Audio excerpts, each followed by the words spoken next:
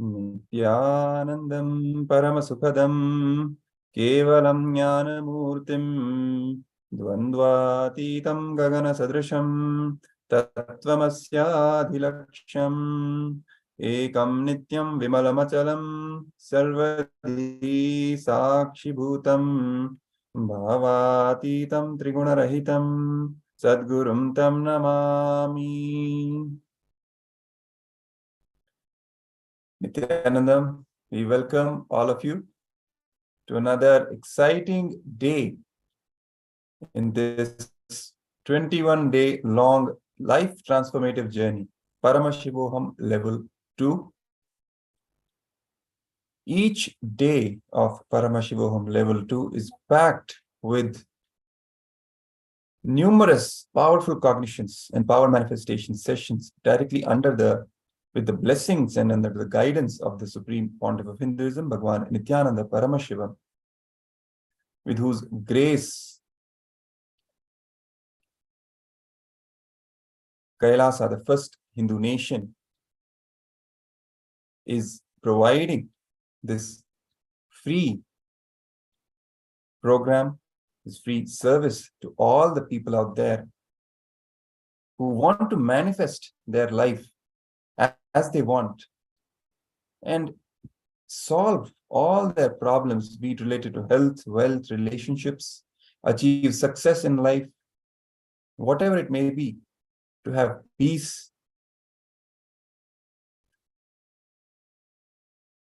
For them and all the seekers out there, this Paramashivoham level 2 convention is the direct solution to come out of all the sufferings and pains that you're going through and manifest the reality that you want to manifest in your life. So far we have learned and we have been initiated into various powerful cognitions, truths from Sanatana Hindu Dharma, revealed directly by the Supreme Pontiff of Hinduism, Bhagwan Nithyananda Paramashivam. And continuing with this journey, today on the day 4, we are going to be initiated into and learn the most powerful yet simple technique, process, meditation given to us by the Supreme Pontiff of Hinduism, by Swamiji, the unclutching meditation. We're going to learn what it is, how to practice it, and what is the goal. If you really ask me in short, the goal is to achieve peace, to go beyond the entire duality of the mind itself, and to achieve nirvikalpa samadhi, to have that oneness experience and be established permanently in that everlasting state of paramashanta, which can be translated into English as peace, although it is not the complete translation. But still, for us to understand, it can be understood, the process of unclutching can be understood as the most powerful technique to achieve permanent peace, to have permanent peace in our life. And from the peace within, will then manifest peace around us, peace in our family, peace in our workplace, and ultimately peace all over the world. So let's begin today's series of sessions on the day 4 of Paramashivoham level 2. We start the first session, and in fact, we start each and every session with the invocation of our beloved Guru, Swamiji, the Supreme Pontiff of Hinduism, Bhagwan Nithyananda Paramashivam, by chanting the Sadguru Vandanam. So let's keep our hands folded in the Atmanjali Mudra with the head, neck, and spine in a straight line, and chant along with me. Nithyanandam Paramasukhadam Kevalam Jnanamurtim Dvandvatitam gagana sadrisham tattvamasyaadhilaksham ekam nityam vimalamachalam sarvadhi sakshibhutam bhavatitam trigunarahitam sadgurum tam namami. Yes. So let's now begin.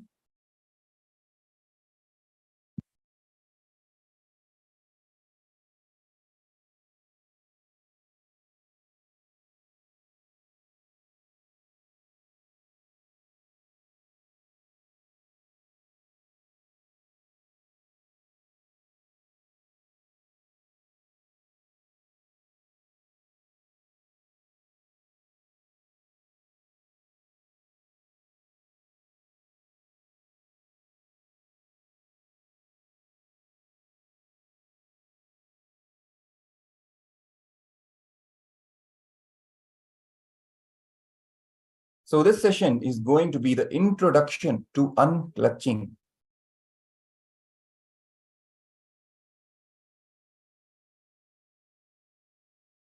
Before we begin the session, a quick overview of KAILASA's National Security Agency's mandatory security measures, especially for the participants who have joined us via the Zoom. Photography, videography, audio recording of any kind is strictly prohibited during all the sessions. Please be on mute and be on camera throughout the session. If you need to step out in an unavoidable situation only, please inform the digital security officer or the concerned Acharya. Some more important cautionary notes. Unclutching. So let's come to the space of listening. Whatever you see projected on your screen are the direct words of Swamiji, of the Supreme Pontiff of Hinduism, Bhagavan Nithyananda Paramashivam. And these words are not just words, they have the power to initiate you into the powerful cognition and then manifest powers. So all you need is just being in the space of listening. And the words themselves will do what they are supposed to do inside you. And that alchemy process will happen and the transformation will take place. So the Supreme Pontiff of Hinduism shares and he reveals with us, unclutching is the ultimate spiritual truth. This process, unclutching, can directly upgrade your very consciousness. Unclutching is the purest form of meditation. What is unclutching? Unclutching is a space of complete restful awareness where you're not clutching on to any thought or emotion. Where you are not clutching onto any thought or emotion. That's why the word unclutching. The Supreme Pontiff of Hinduism has shared various times the truths related to unclutching with his disciples. So what is unclutching? Being unclutched, when you are not transferring the stress and load created by one thought to the other thought and carrying that load constantly, that is being unclutched. Understanding the process of thinking. So let's all do a small exercise for all those who are joining us. Just take 2 minutes. Pen down all the thoughts coming up in your inner space without editing. Do it as an experiment. If you think no thoughts are coming, write that also. Transcribe your mind. So let's quickly do this exercise. Just pen down all the thoughts coming up in your inner space. Either pen down or you can even type, whichever is more convenient for you. Start putting down all the thoughts that are coming up in your inner space without editing, as it is. Do it as an experiment. If you think no thoughts are coming, write that also, that no thought is coming. Whatever is happening in your mind, just transcribe it on the piece of paper or the screen in front of you where you're typing. Let's take a minute to do this process.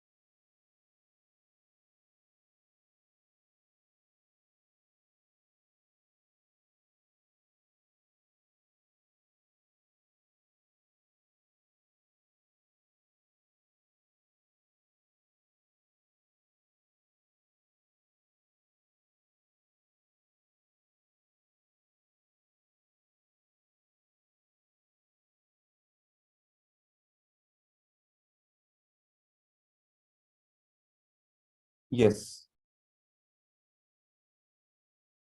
So hopefully all of you have finished penning down your thoughts, whatever is coming in your inner space without editing.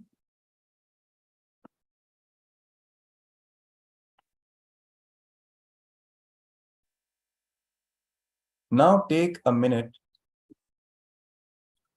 and read what you wrote. Let's just read and go through what we actually wrote. You will realize you're nothing but a bunch of unconnected, independent, illogical, unclutched thoughts. Just have a look at what you wrote from beginning to end. You will see there is absolutely no connection, no logical connection between various thoughts that you're having. Suddenly you will think about one thing, and just after that, suddenly you will start thinking from that. You'll jump to some other thought, and then some other thought, then some other thought. That's what the Supreme Pontiff of Hinduism is telling us. You will realize you are nothing but a bunch of unconnected, independent, illogical, unclutched thoughts. Nature of the mind. All your thoughts are related to something about the past or the future. You cannot have thoughts in the present. In the present moment, you can only have conscious thoughts. It's a very important revelation that Swamiji is sharing with us. In the present moment, you cannot have any thoughts. You can only have consciousness, because all the thoughts that you're having are related to something about the past or the future. Thoughts becoming thought shaft. Collecting only all the suffering related incidents and creating a shaft is called pain shaft. Similarly, collecting all the joyful incidents and creating a shaft is joy shaft. Very rarely you create a joy shaft. Neither the joy shaft nor the pain shaft actually exists. As you see in the diagram also, in the middle are shown unconnected thoughts or incidents or memories. Some are related to pain, some are related to joy that you felt in that moment. But suppose you collect and connect all the pain-related incidents and suffering-related incidents and create a shaft out of it and start believing that, yes, my life is a suffering. My life is pain. See what happened then, see what happened then what happened. This way, we create an illusory shaft, the pain shaft, and start believing that is true. Or we can also connect all the joy shafts, all the joy-related incidents, and create a joy shaft and start believing that my life is joy, my life is blissful, forgetting all the pain-related incidents that happened in between. Swamiji is telling us neither the joy shaft nor the pain shaft actually exists. None of them exist. We have connected them as a shaft and made a shaft out of them and start believing that that is true, that is real, while none of them are actually real. How to unclutch from the mind maze? When we change gears while driving a car, we have to go through neutral every time. In the same way, we experience a neutral space between any two thoughts in our mind. That neutral space, that silence is peace and bliss. Just like when we are driving and we have to switch from one gear to another, there is a neutral in between, right? Similarly, from going from one thought to another, there is always a neutral space between two thoughts in our mind. We always experience that neutral space. That neutral space, that silence is peace and bliss, where there is no thought. Unclutching is easy. If you have the power to bring a new thought, you have the power to drop the old thought. If a thought can be made to leave your system once, it can be done again and again. If you can replace a thought 10 times, 11th time, it will not come. Frequency will come down.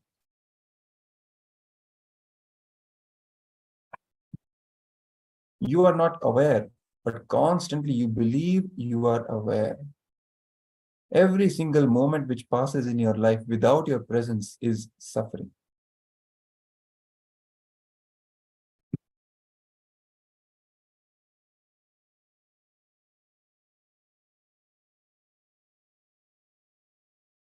The Shastra Pramana for this truth comes from Sarvajnanotragama, knowing, in the knowledge section, the Jnana Pada, second chapter.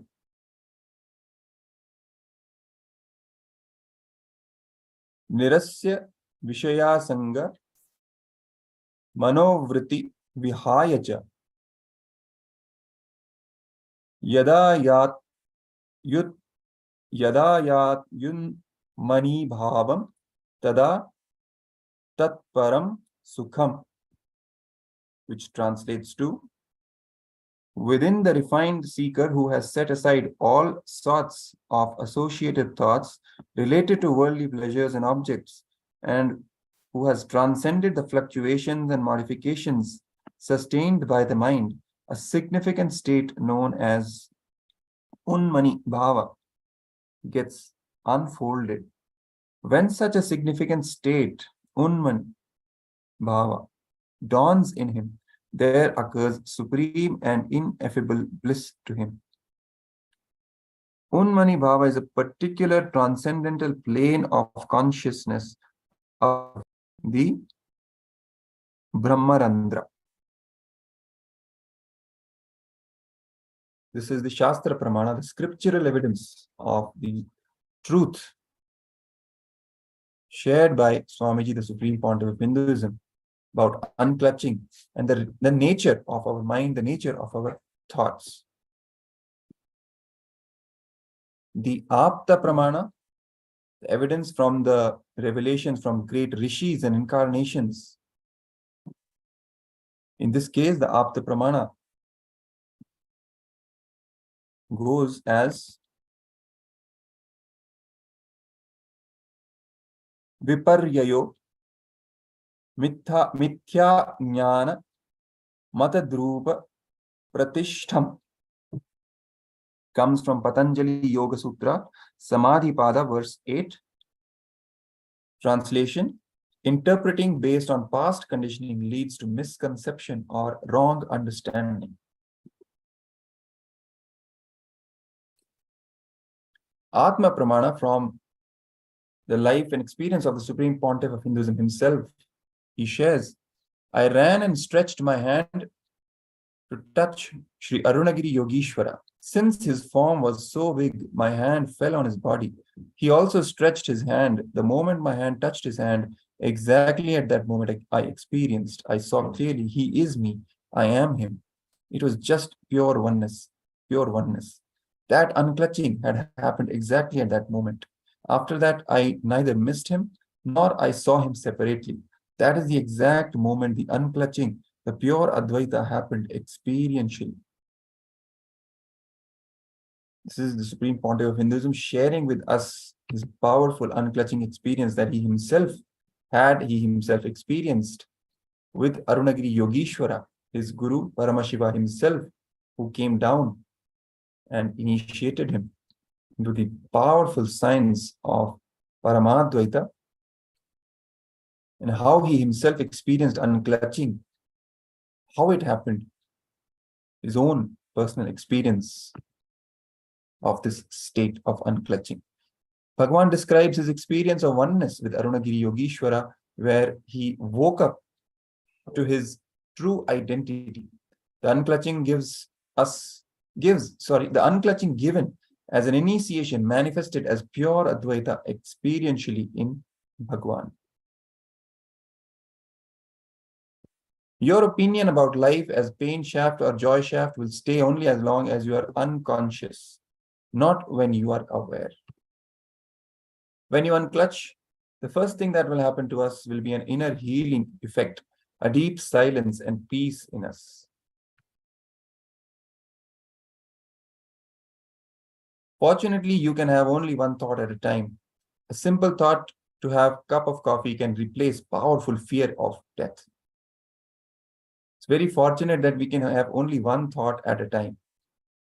So even if we are having a very powerful thought about fear of death and experiencing the fear of death, simply having a thought to have a cup of coffee can replace that thought. So only thing you need to do, decide till it stops, I will replace.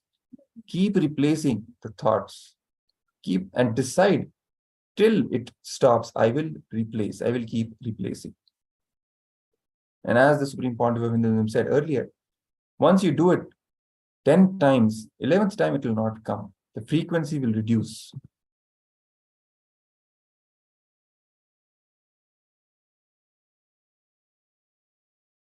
Let's watch this clip.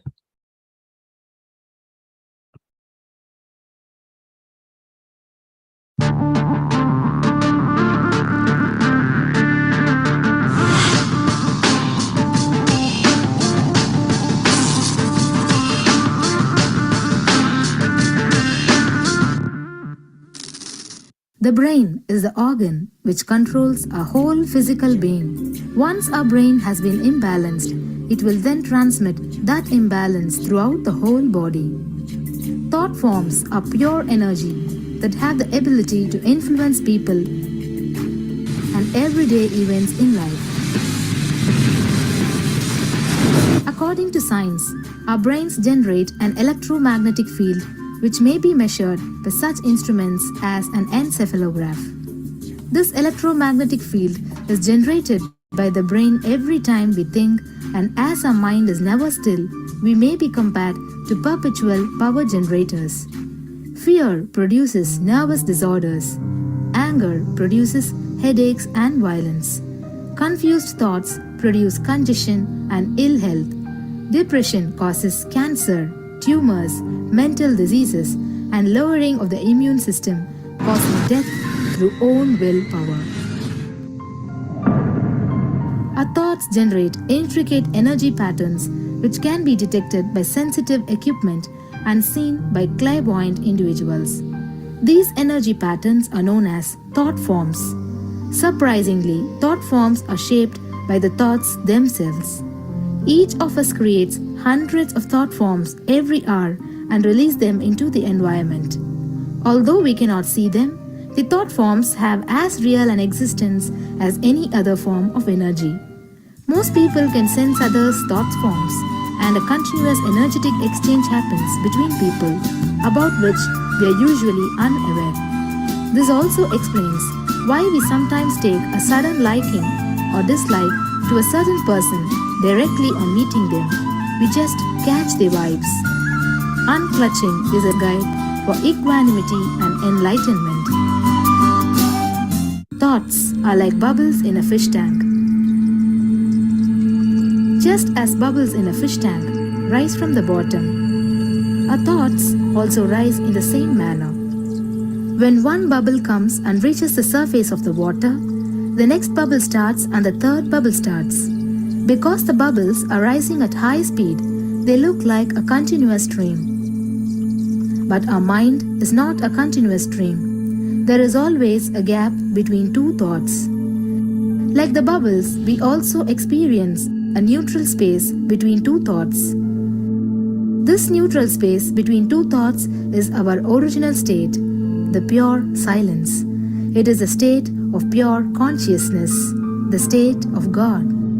Since the gap or the neutral space between two thoughts is too small, we think all thoughts are connected and form a shaft. But there is always a gap between two thoughts. In the forest of northern India, the hunters trap the birds using a trap. They tie a rope between two trees. The rope is the shaft that we create by connecting two thoughts. In the middle of the rope, they secure a wooden stick. The stick is our mind. The rope is tied at the midpoint of the stick.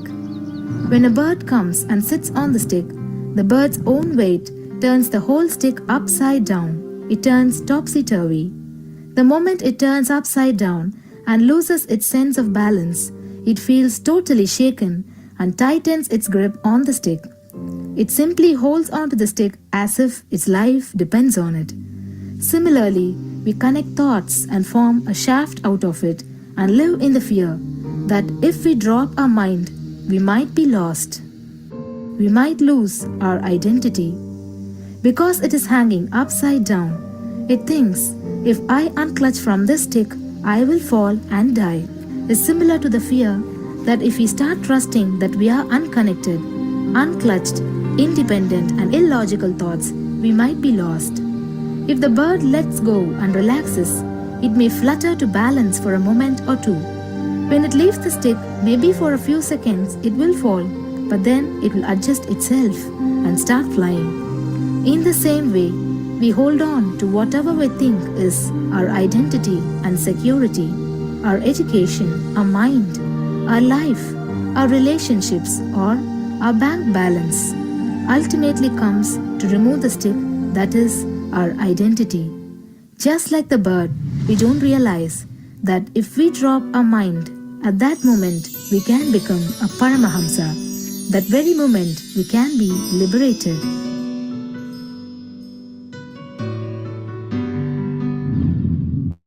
In Mundaka Upanishad, there is a story which explains there is a huge tall tree, and in the tallest branch of the tree, there is a golden bird sitting unclutched from everything in bliss, like Dakshinamurti. In the lower level branch, there is a small bird which jumps from here and there to various branches eating fruits. When it eats a bitter fruit, it feels bad. Whenever she eats the bitter fruit, she sees the bird which is looking above silently like Dakshinamurti and feels why I should not be like that bird. But unfortunately, when the same bird, when it eats tasty fruit, it forgets the bird sitting above it. In the same way, she keeps battling between branches, eating bitter and tasty fruits again and again.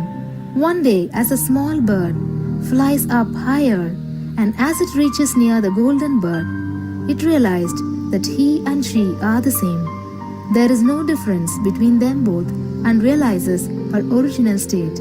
The small bird realizes that she also can be in the same state of the golden bird and become a Paramahamsa. This moment, trust yourself. Don't bother about losing your identity. Just trust yourself and let go of your identity. You will immediately become a Paramahamsa and be liberated. All you need to do is to trust that you're unclutched. Dropping the conclusions you can't be transformed is unclutching.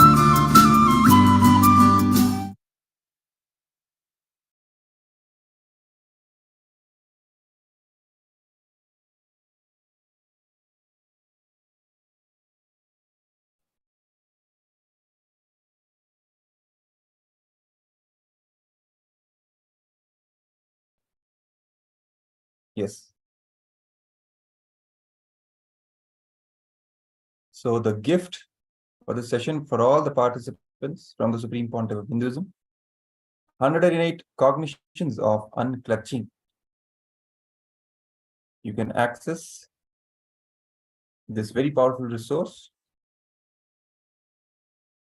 Go to the URL, tinyurl.com/unclutch for all the various definitions on unclutching by the Supreme Pontiff of Hinduism, His Divine Holiness Bhagavan Sri Nithyananda Paramashivam, and also free ebook, Unclutch Nature of the Mind. This is a free gift given by the Supreme Pontiff of Hinduism to all the participants out there.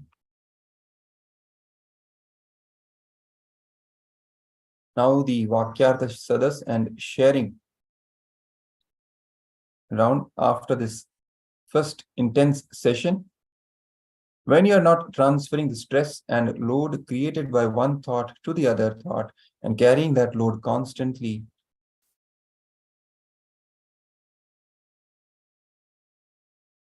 you share the signs of unclutching with as many people as possible. What was revealed to us by the Supreme Pontiff of Hinduism, the powerful truth of unclutching and the nature of our mind, the reality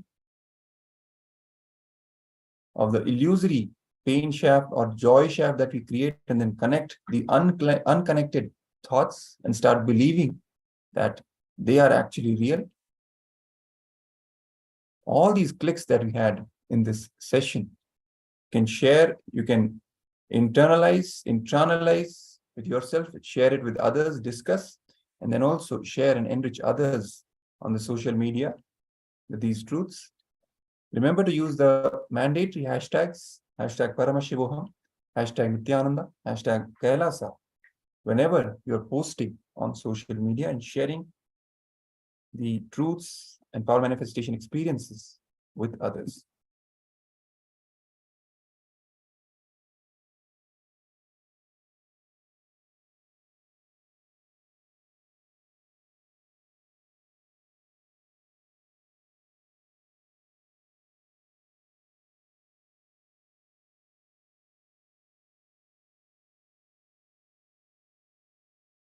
Yes, so we now end this first session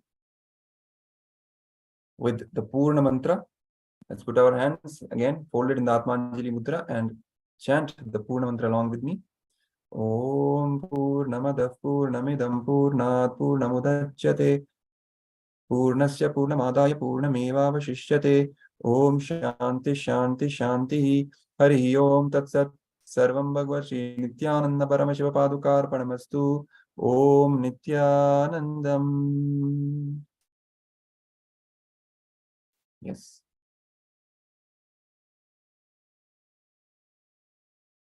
So after this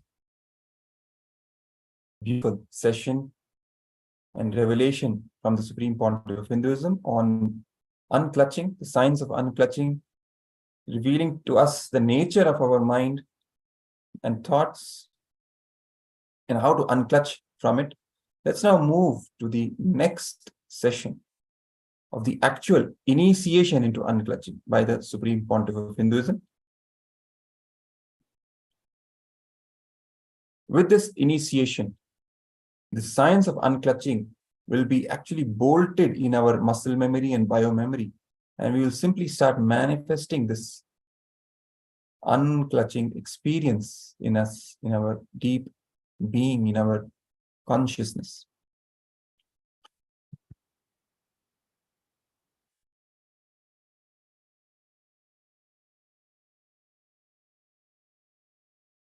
So we will be watching a video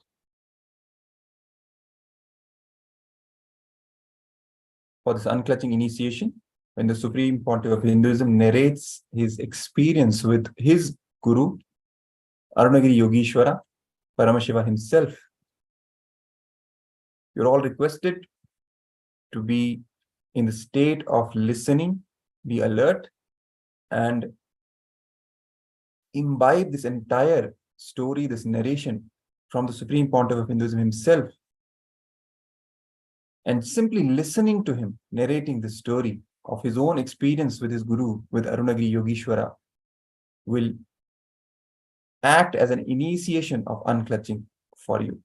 It has the power to initiate you into this science of unclutching. Let's now watch this video.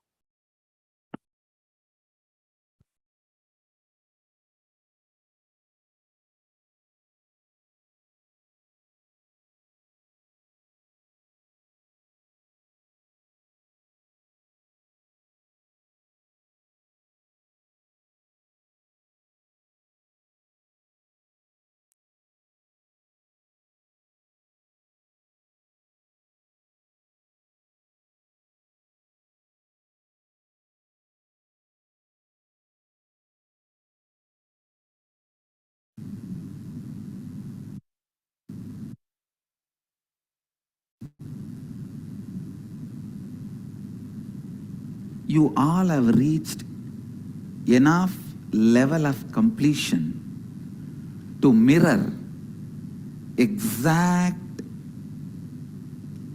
the neuron activity happening in my brain. So understand, please listen. All of you have reached enough level of completion to mirror whatever is happening in my brain, the neuron activity. Now, when I am narrating this experience, I wanted to tell you with integrity, authenticity, responsibility, enriching and causing.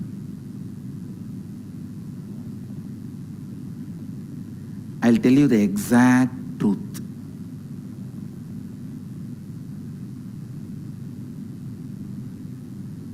As it happened, authentically. When I am going to narrate, that same experience, I will be letting it happen in my brain.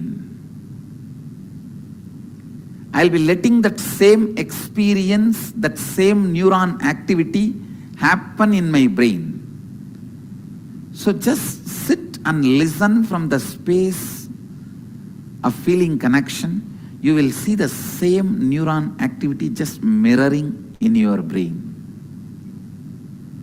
Understand? All of you are clear?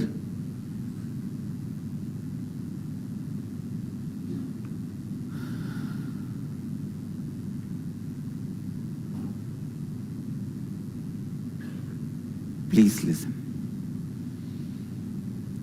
It was around the age of 11 and a half, before my enlightenment experience. Maybe 11.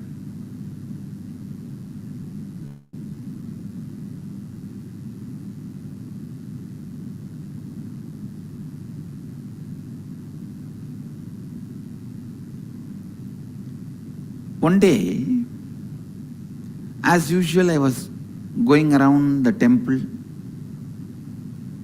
Actually, temple was the place I was brought up. Literally brought up. That is why some of our ashramites and swamis trying to buy the house in which I was brought up. They were trying to buy the house. I said, if you have to make a memorial for the place where I was brought up, where I was born can never be bought because it's a government hospital. If you have to make a memorial in the place where I was brought up, you should make the memorial in the temple, not in the house I was brought up, because I spent more time in the temple than the house I was supposed to be brought up, the house where my parents were staying.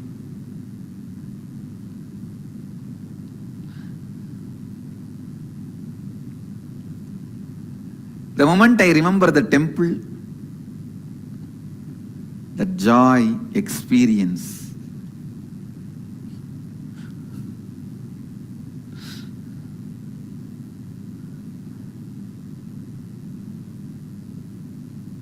I can say that the temple was the place, everything for me in my life. So early morning, 4:30, the temple elephant will carry the water pot for the deity's bath, sacred bath. It will go crossing the street where we used to live. From my family temple, it will go to the main temple. My whole family and the community was very closely associated to temple and its administration.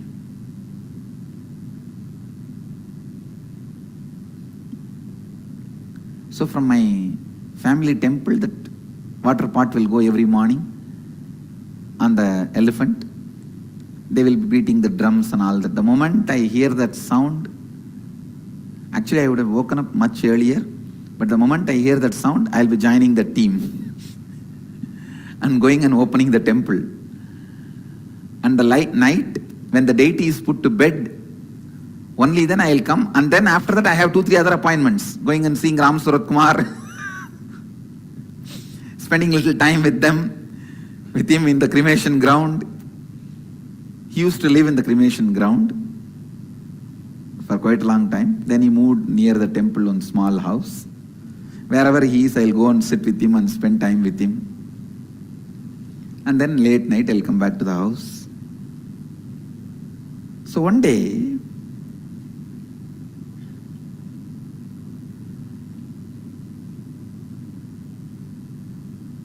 when I was going around the temple, behind the main shrine, there is a small 4-pillared hall structure. And below that structure, there is a small kind of a cave structure. That's also a small 2-pillared structure. It can be said as cave, looks like cave. Suddenly I saw one young sadhu walking out of that cave place. This is the small cave out of which that young sadhu walking out. See this 4-pillared structure and the small 2-pillared structure. From that small 2-pillared structure, one young sadhu walked out.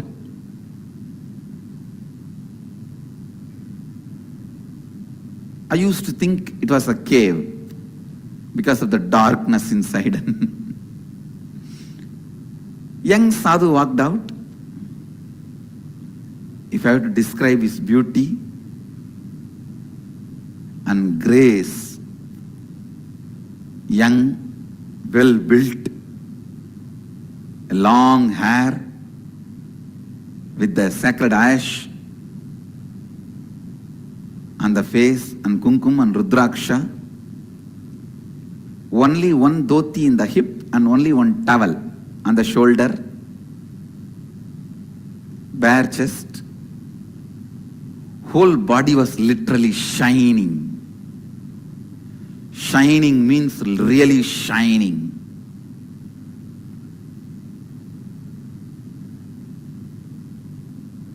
Glowing in the golden color.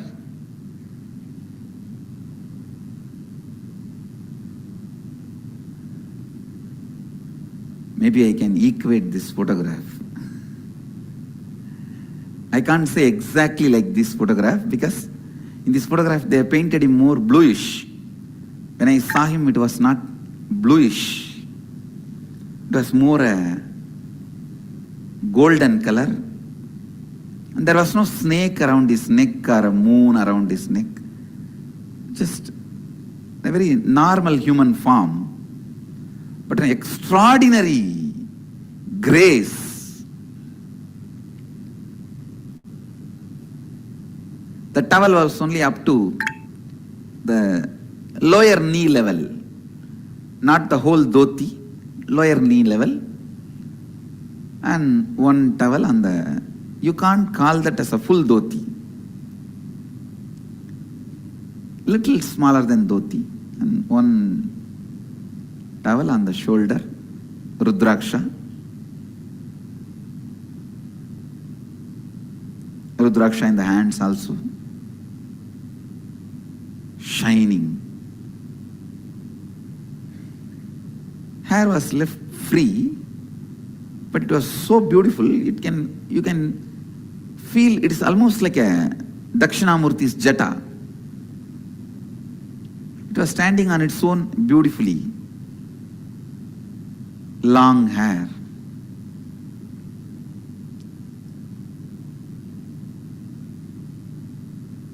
And the main thing I have to tell, wide smile. The moment I saw him, I went and touched his feet. Any sadhu I see, I'll go and touch the feet, and now such a graceful sadhu. I ran and touched his feet. He smiled at me and very loving way just put his hand on my head.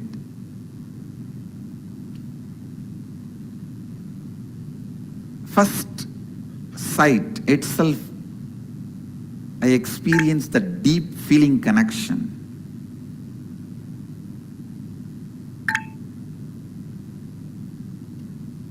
Such a strong, deep feeling connection.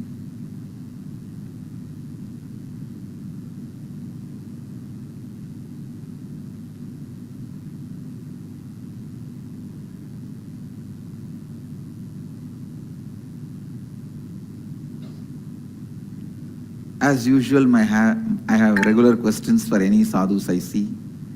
You are from where? Who is your guru? And what do you do? have you achieved enlightenment? In Tamil I used to ask, Atma Sakshatkar Ayiricha ungalukku, means have you achieved the enlightenment experience? And can you teach me? My usual questions. I started asking some my same usual questions. He smiled and he started answering. Other than the question, who is your guru? He answered everything. And then some ordinary topics. Those days the ordinary topics means what? When is the next Utsavam in the temple? Why are they not putting enough flowers on the deity nowadays? Which Utsavam, when they are celebrating, why they are celebrating, why they are not celebrating. These are our gossips. The whole city will have gossip only about temple. Whether you talk good things or bad things, it will all be about temple. Good things will be, oh, nowadays lot of crowd is coming for the temple. Bad thing will be, why they are not maintaining the temple properly. That's all will be the maximum rumor, gossip we know. And all these small talks I was having. He was also sitting and having all these small talks with me. And who is who in the town, who is doing what. Tell her to wake up. Please sit straight, don't miss initiation, such an amazing moment, don't miss, please sit straight.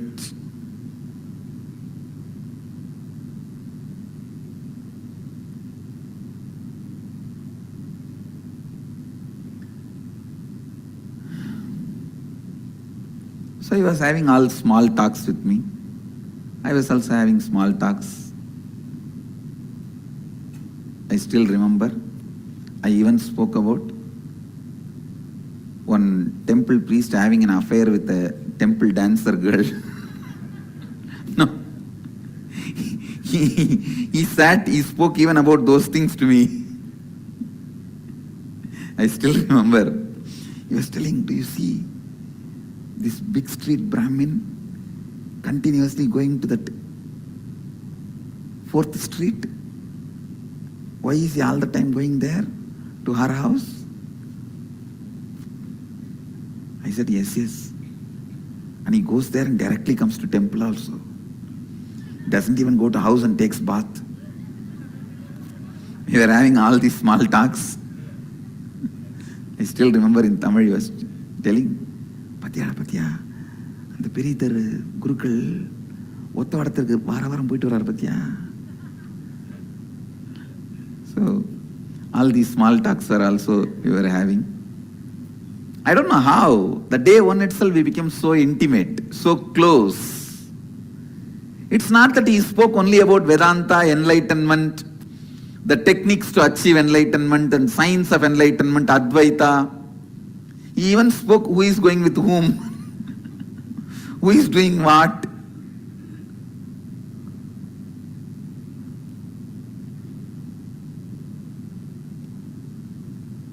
Somehow I became very close, intimate. Within one day, if I have to give the essence of my first meeting with him, I won't call Advaita, I won't call enlightenment, I won't call spirituality, I won't call I met a guru and all that. I'll only say, essence of that first day meeting is friendliness. He radiated. God. The amount of friendliness I felt with him, that love I felt with him. Love is a too poor word, stupid word sometimes. Friendliness, that seems to be more right word.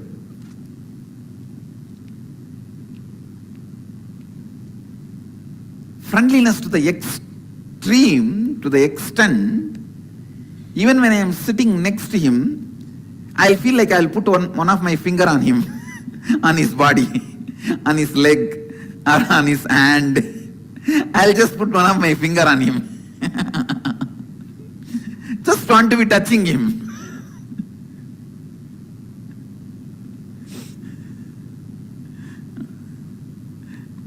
Or I'll just hold his little finger.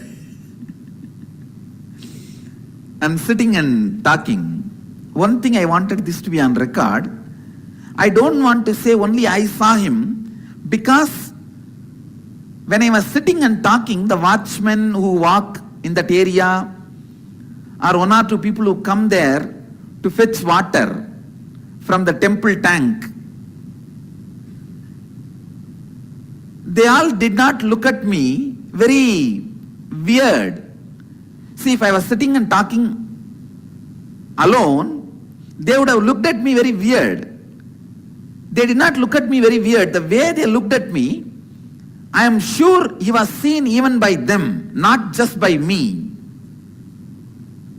This sadhu whom I am talking about, he was not just seen by me, even they have seen him. I don't know how they saw him, but they were not looking at me weird. See, if you are sitting alone and talking, people who walk around, they will naturally look at you weird. You will know by how they see you. They are looking at you weirdly or just casually. I don't remember any of them talking to him or he talking to them back. But I remember very clearly few people were walking. Many times when I was sitting and talking with him, few people will walk here and there. They won't look at me like I am sitting alone and talking. They will just see as if two people are sitting and talking, and they will walk. They will go. And I have also not seen anybody coming near me or near him out of curiosity and trying to touch his feet and all that. Usually when the people see the sadhus, they will try to come and touch the feet. That I have not seen. But I remember people not looking at me weirdly. The exact spot where he was sitting and I was sitting with him and speaking, you can see. That's the exact spot where he used to sit. I used to sit and speak. He will sit on the step where I am sitting now, and I will sit one step below. Sometimes he will sit the upper step, one step above. I will sit where I am sitting now. But in these few steps only we will usually sit.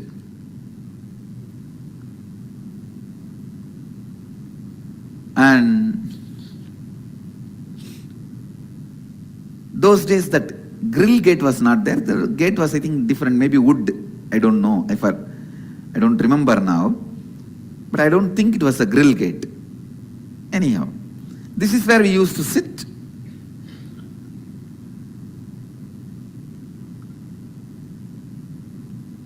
So the day one, the essence from my memory I can collect, the essence of day one's meeting was extraordinary friendliness. It was not all about Advaita, all about spirituality, all about enlightenment. Even though my questions were all about enlightenment, he was not speaking only about enlightenment.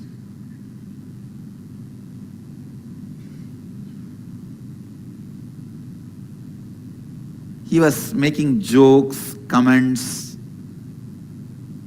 funny observations about various things.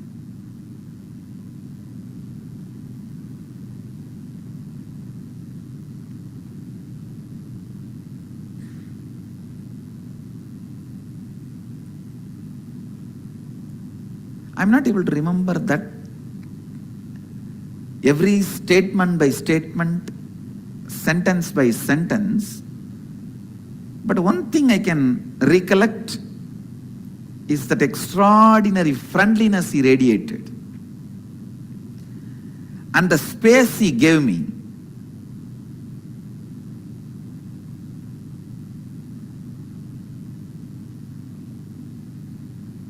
I did not even feel like asking him when I started holding his toe or his little finger.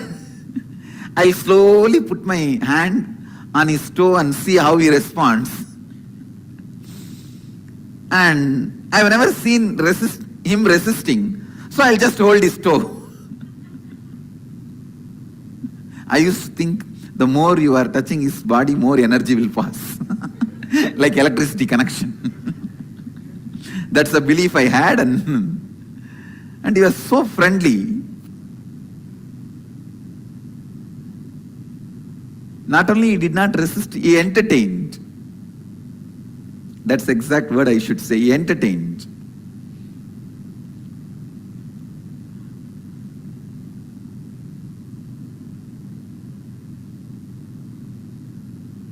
So first day I went up to holding the toes.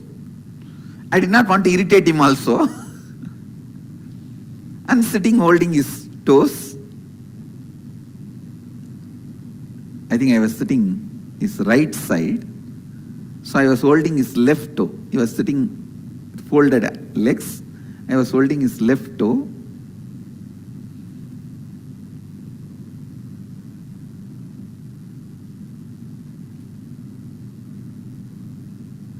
Maybe that is why I got Devi's grace first. Left side is Devi's.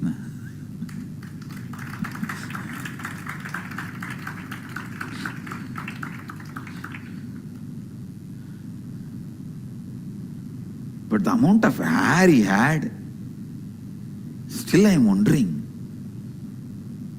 It used to be up to the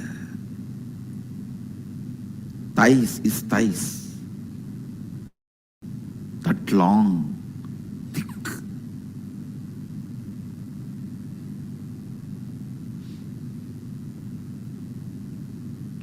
Whenever I see long hair, I will remember him only.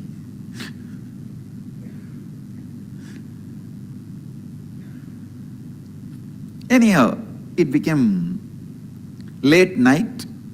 Usually the temple watchmen, they will just go around to lock the temple, to see whether anybody is there inside the temple before locking.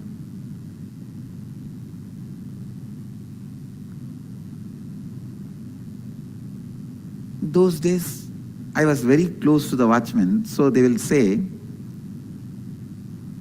sometime, if I am sitting, hey, if you want to sleep here itself, sleep, but don't come in between the night and ask us to open the door to go out. If you want to leave, leave now, or you sleep here with us itself.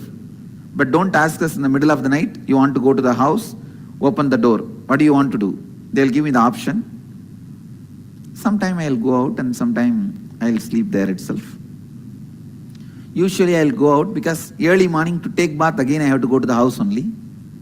The temple, inside temple, the bathroom and the restroom, we will not be able to use. So we will have to go to the house only to take bath and get ready. And I also had deities, I have to do puja, my personal deities. So I have to go to the house only. So it became late night. And I remember the watchman telling in Tamil, Samingla, Enchiponga, time achi, koil putno. So with this word, I can be sure that he was seen even by the watchman, because the watchman addressed in plural. He said, "O Swamis, go out, we will have to lock the temple. Go to your home, we have to lock the temple." So he did not address as a Swami, he addressed as Swamis. "O Swamingla," means it is he was also seeing him. That is why he addressed as both Swamis. Go out, we will have to lock the temple. Then I looked at him and told him, "Where are you staying?" He said, "I am staying in the temple only."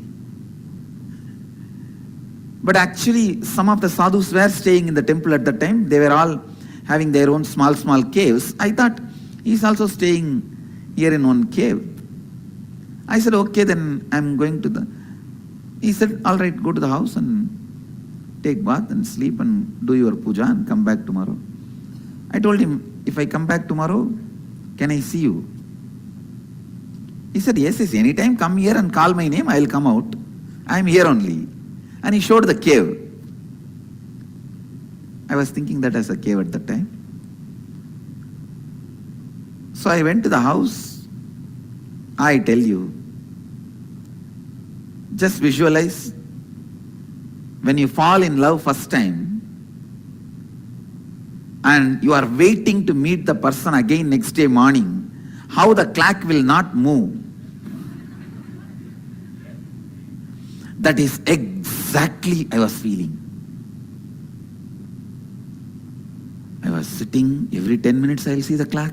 I had one small alarm clock for me to get up and go to the temple. That clock will make such a noise. Everyone will in the house will curse that clock and me early morning, every day.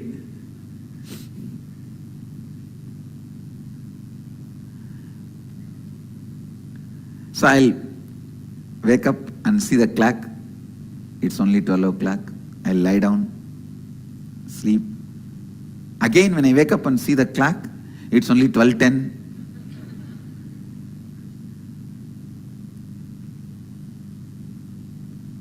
Actually, I moved the needle. I wanted to make it as 4 o'clock. Because 4 o'clock they'll open the temple door. Then I thought, if I move only my clock, how can I make them open the temple? I waited. Around 2:30, 3 o'clock, I could not handle anymore. I ran and took bath,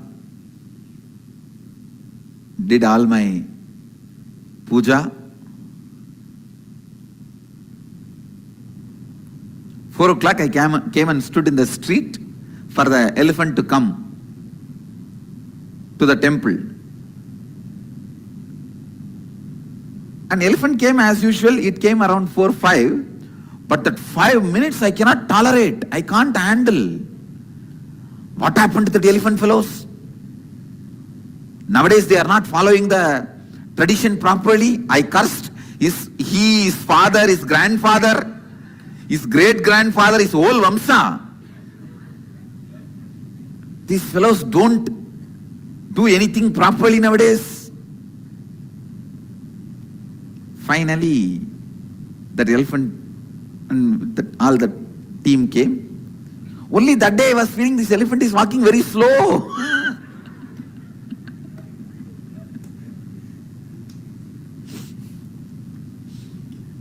Finally, we reached the temple and they opened the temple gate. I ran to this cave where I met him. Usually I will run to the main Garbha Mandir, main sanctuary, and have darshan, only then go anywhere. But today directly I ran.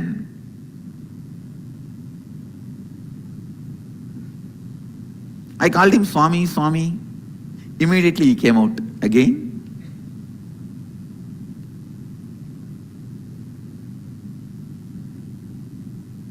He sat. I was sitting and talking to him. I told him whole night I was thinking about you only. I saw his face expression. He was pleased, I think. He was smiling. And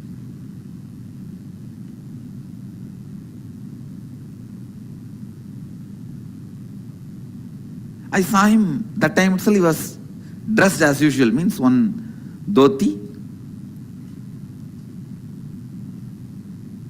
saffron color, not the color exactly I am wearing, little light color,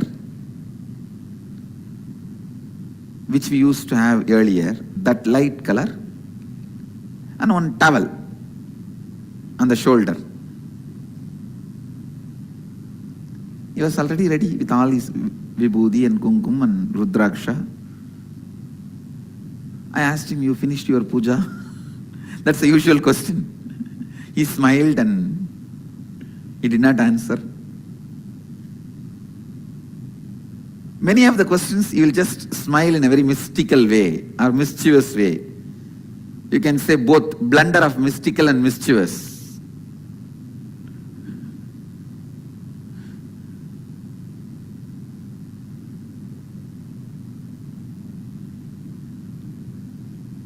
Mischievous, mystical.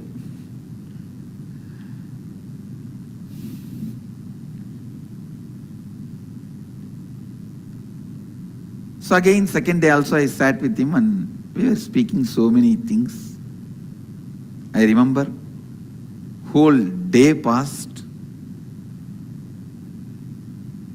and I also remember in a carrier,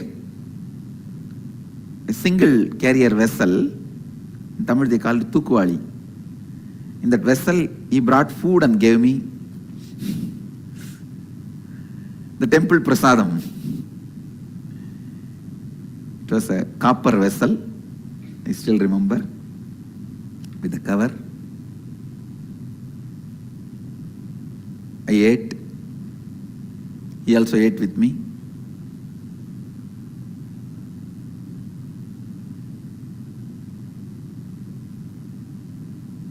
He was clean shaven.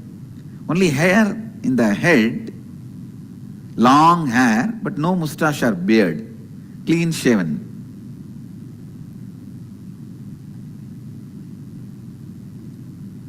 Was looking very young. If I have to assess his age, it will be, I'll surely assess less than 30. I can say 25 to 30. That is what I will assess. But well built and graceful.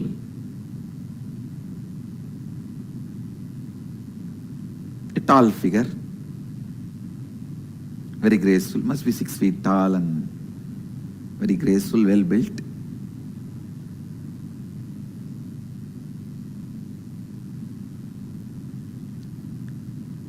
Again we were sitting and talking. More than talking, I know it was just spending time together.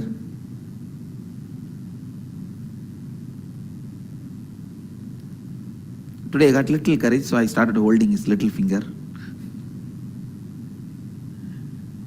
Only when he is talking, when he raises the hand to do some gesture, I'll shift my hand to his leg, his toe. Otherwise, I'll be holding the hand.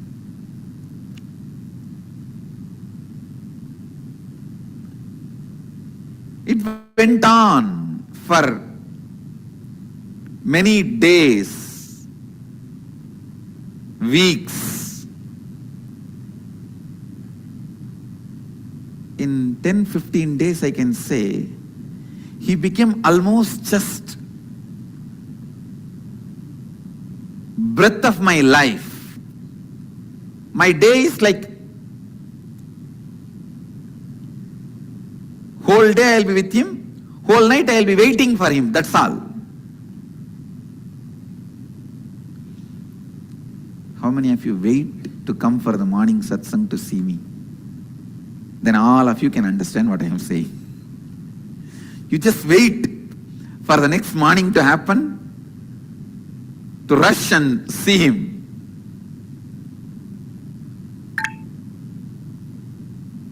I know, I wake up only to see him. When I wake up, he is there in my eyes. When I open my eyes, I want to see his form. When I close my eyes, his photo is there inside.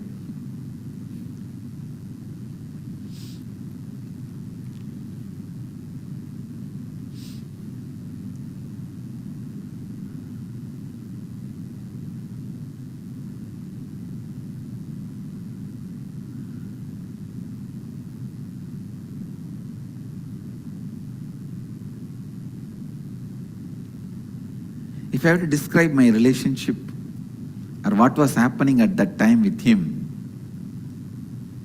I should tell you this story.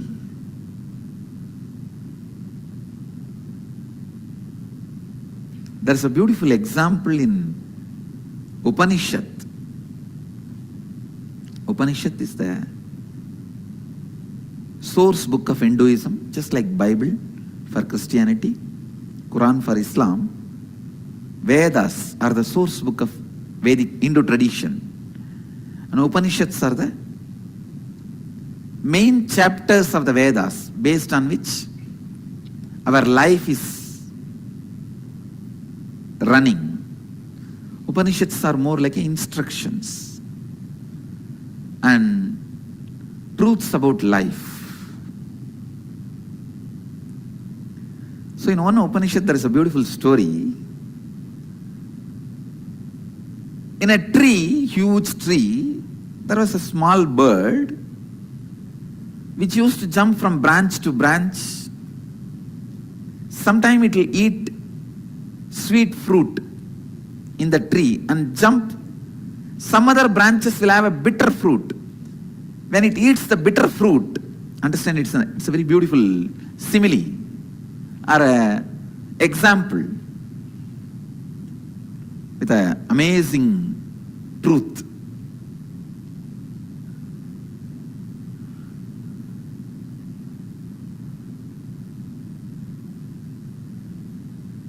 When that small bird eats the bitter fruit,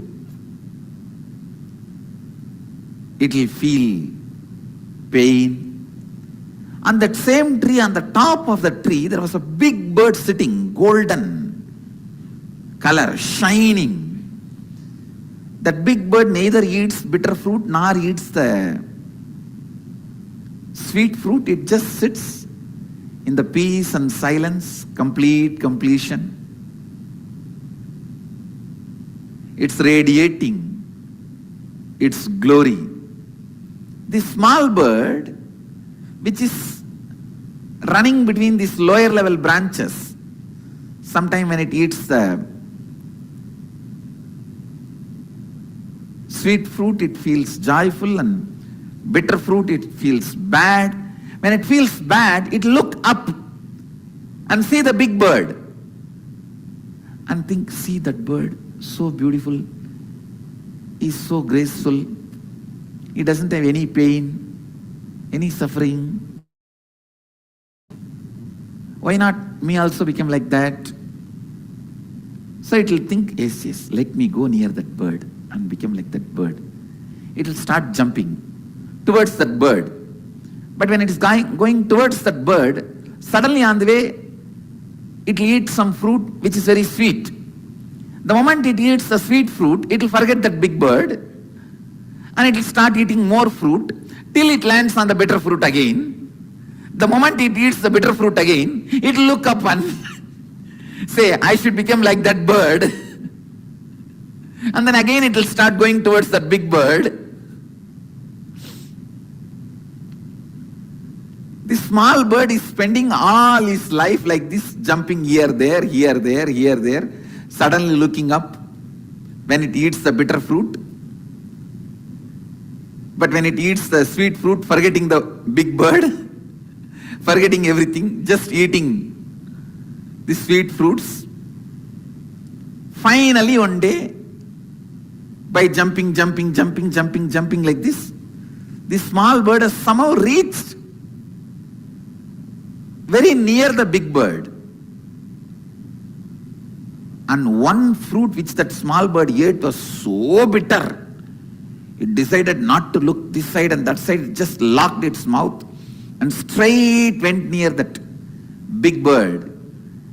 When it went near that big bird, the more it went near, it felt he himself is the reflection of that big bird. And more when he went, he just merged and became one with that big bird.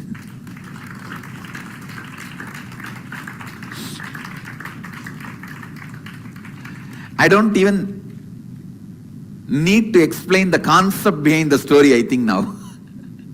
I've explained the example so clearly. The concept I don't even need to explain, all of you understood, I think.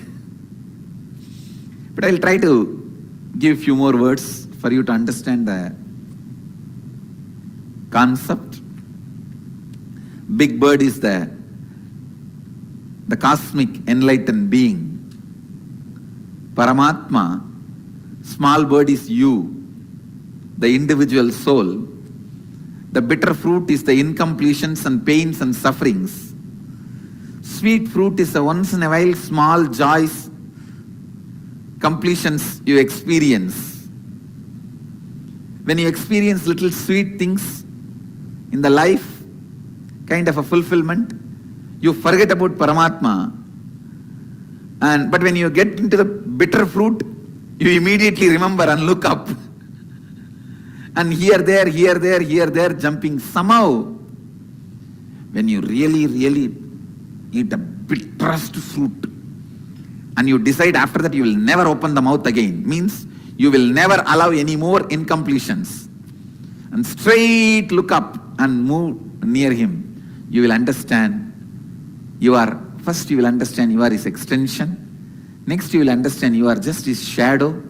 Third you will understand you are just his presence. Fourth you will understand you are he. Exactly. This is the exact relationship I had with him. I can say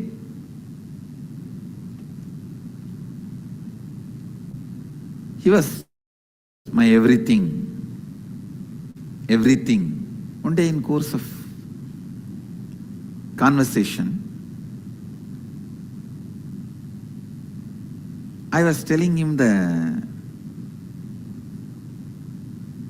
story, some incident about one of the great saintly enlightened disciple of Ramana Maharshi. That disciple used to write the teachings of Ramana Maharshi, and every day he will bring it and show it again to Ramana Maharshi. And if there is some mistake, spelling mistake or grammar mistake, Bhagavan will edit in his own hand, with his own handwriting.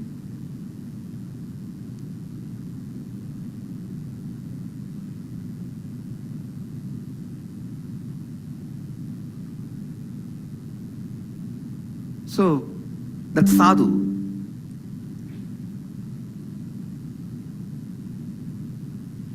by the time actually I know his name, I asked his name, he said, Arunagiri Yogeshwara.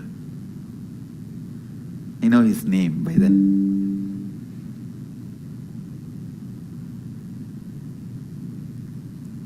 So I asked Arunagiri Yogeshwara, I was telling about this story, then Arunagiri Yogeshwara smiled and said, maybe that is the way that Swami was trying to get the handwriting of Ramana Maharshi in his notebook. And he also made a comment, just to get the Ramana Maharshi's handwriting, this Swami will make more and more mistakes. The moment I heard, immediately I thought I got a very brilliant idea. I thought I will also start writing and bring the notebook to you. You will pen down.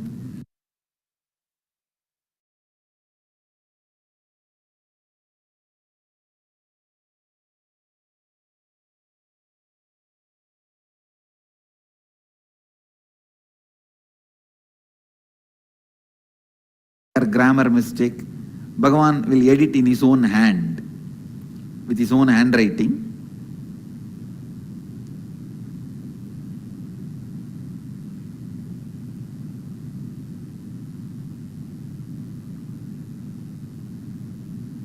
So, that sadhu,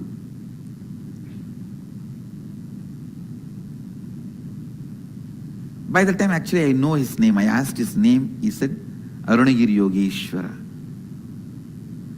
I know his name by then.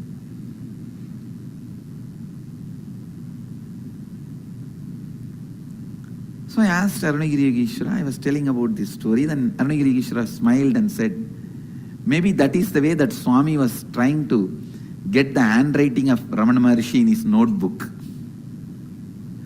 And he also made a comment, just to get the Ramana Maharshi's handwriting, this Swami will make more and more mistakes. The moment I heard, immediately I thought I got a very brilliant idea. I thought I will also start writing and bring the notebook to you. You will pen down. You will write, I will keep your handwriting with me. And I did it. I did it. At least I had 3-4 notebooks. It's very unfortunate that we are not able to get those notebooks now. Let's see, Kalbhairava will get it for us.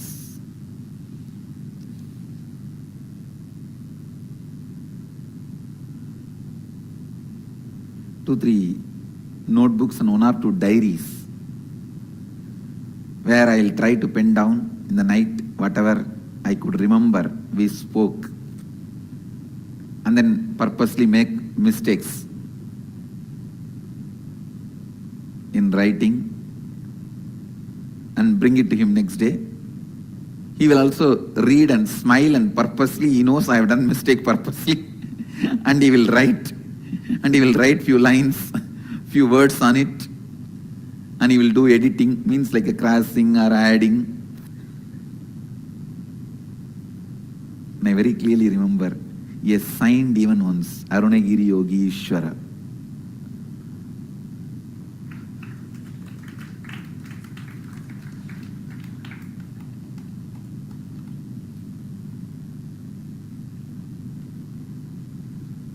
So many things, so many things.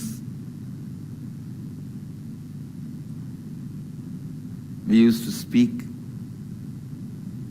Once I remember he told me that don't go around and tell everyone that you are every day meeting me and talking to me. I took that as an instruction. I never asked why.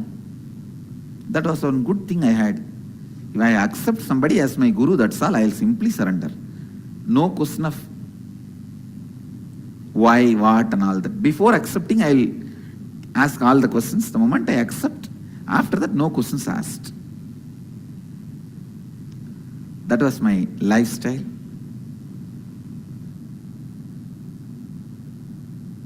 Everything was going well.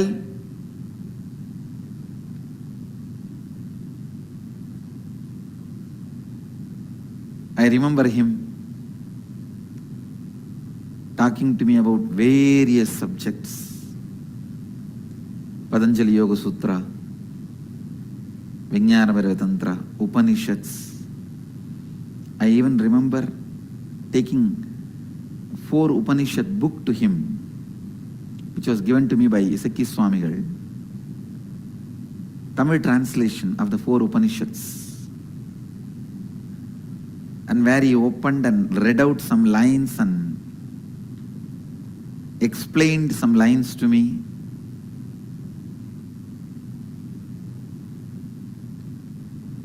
And I had the fortune of directly singing the Devarams of Jnana Sambandar to me. I have heard some of the great songs, Devarams, from his own mouth. I even asked him once, how do you know all this? He said in Tamil, இங்கே தானே இருக்கேன், இங்கே தானே பாடிட்டு இருக்காங்க, அதனால கேட்கறேன், அதனால தெரியுது. He said, I am here only all the time, na, and they are singing all the time here, na. So I am listening, so I know. These are all that mystical, mischievous answers. With more time passing, I got more comfortable with him. I ate with him. I have slept in his lap.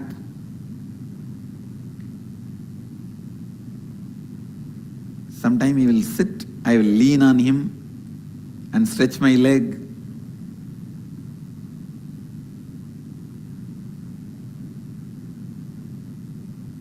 He was never just a guru. He was far more than that. Far, far, far more.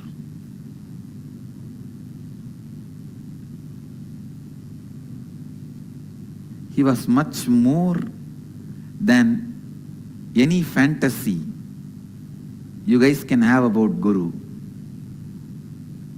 He was just too much beyond any fantasy you can have about Guru. and how you should be living with Guru.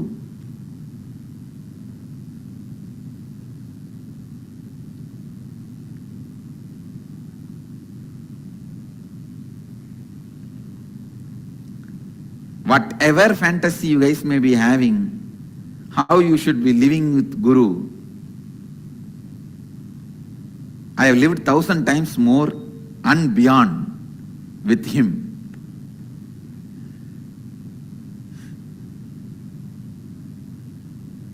He is the fulfillment of all existing and possible fantasies. That's the word I will utter. Existing and possible fantasies of a guru-disciple relationship.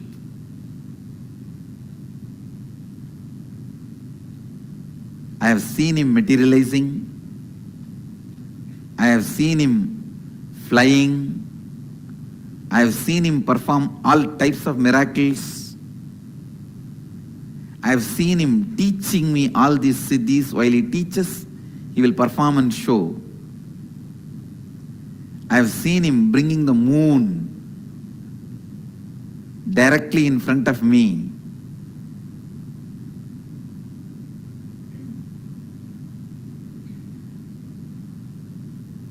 Understand, I am neither lying nor I am a brain deranged person. I am neither lying nor my brain is deranged.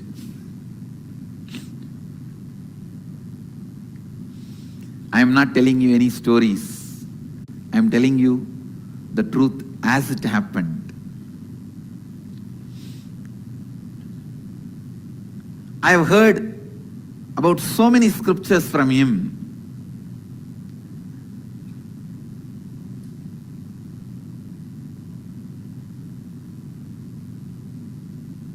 Never he will take more than few minutes to explain any scriptures to me. Immediately he will show through some miracle or just like experience he will transmit. Any samyama he has to teach, he will just teach through experience.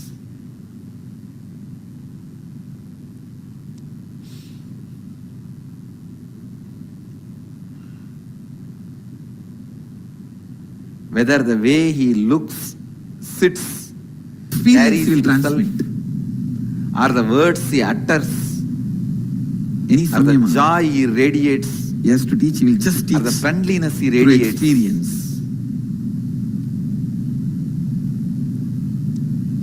or the way he taught, everything is beyond fulfilling. Whether the way he looks, any sits, experience carries will any possible fantasy, or the word.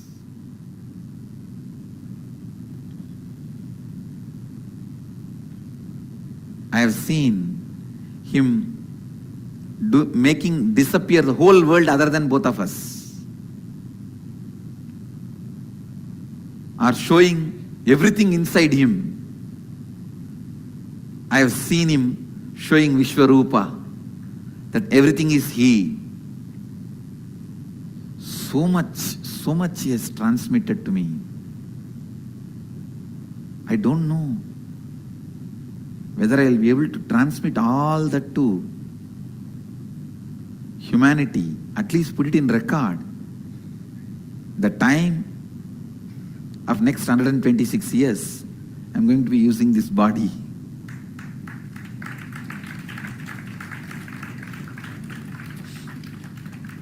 So much he has transmitted. So much he has taught. All was going well. Almost he became my life breath. And I'll even carry food from the house and he will eat. One great thing with my mother, she's such a sweet person, never, ever, she will say no to people, food.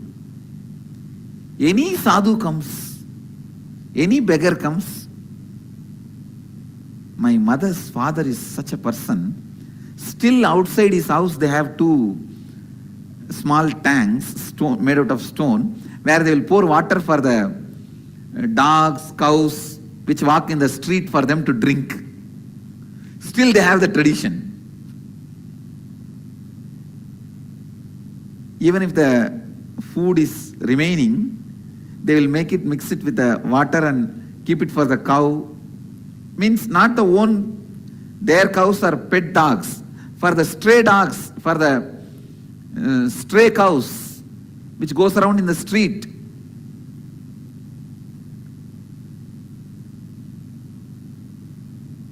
And I remember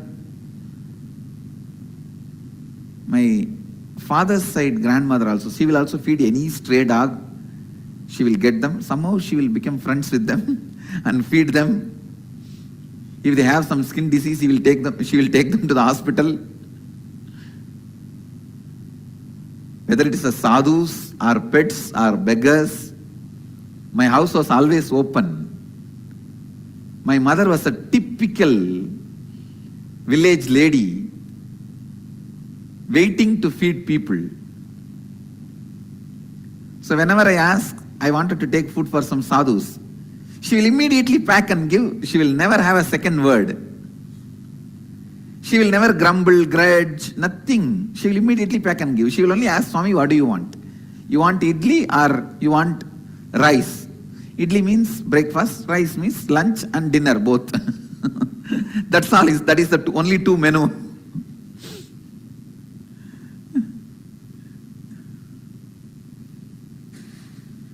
That is a standard menu.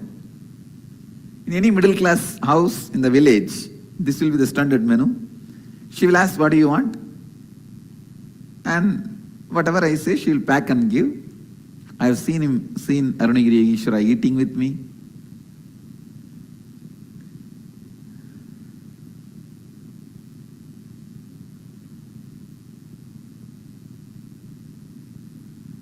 One day I told him, please you come to the house, my house. And he laughed and said, you come to the place where I am staying.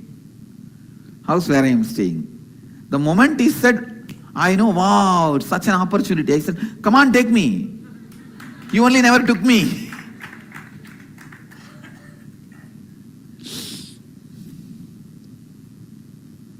I told him, come on, take me. You never took me the house where you are staying. Take me to your room. I thought inside that cave only he is staying. I know in Tiruvannamalai temple there are so many caves, and I have seen the cave size of where 1,000 people can sit. Please understand, in Tiruvannamalai I have seen the caves, such huge, large size caves, 1,000 people can sit. That size caves I have seen, with water facility and lighting, the natural lighting and water. I have seen the caves. So I thought maybe this cave will lead to his cave where he is staying. And I also know in Tiruvannamalai temple there are many underground paths, subways. So I asked him, take me to the place where you are staying.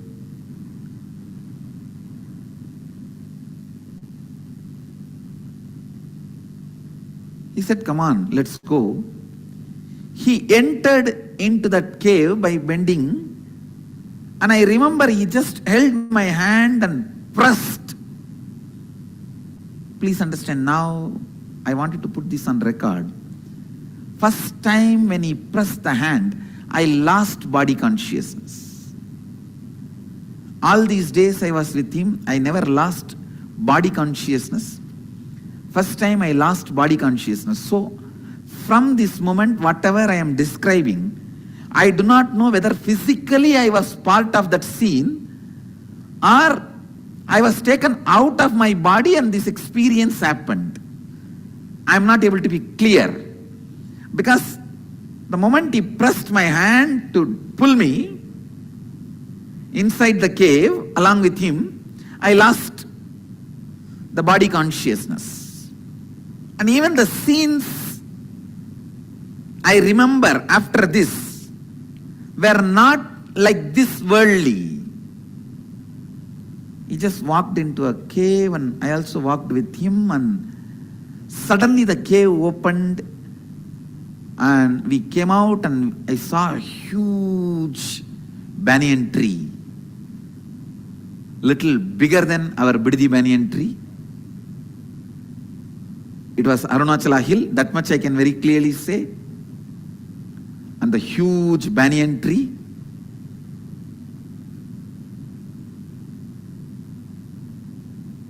And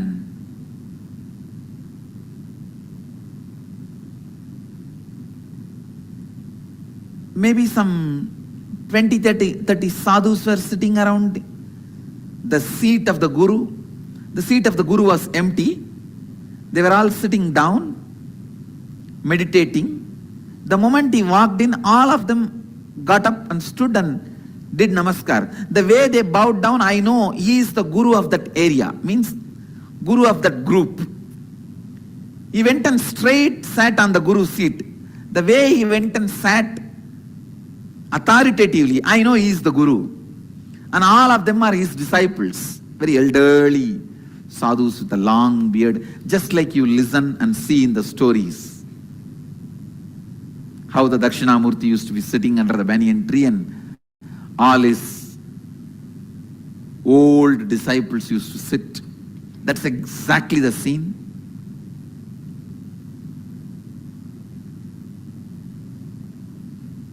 The scene happened in Kailasa, happening in Biddi.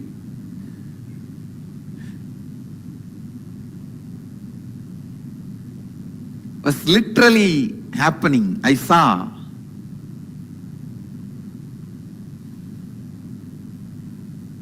The way he went and sat.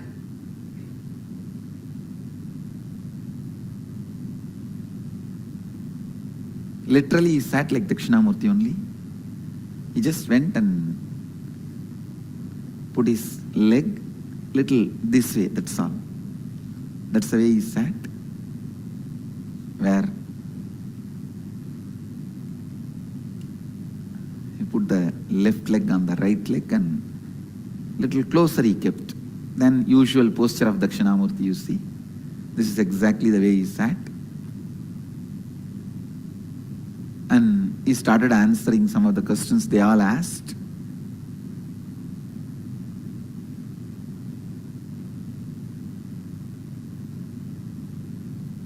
They were addressing him with so much of reverence. And they all fell flat when he sat in his seat and did namaskar and sat up.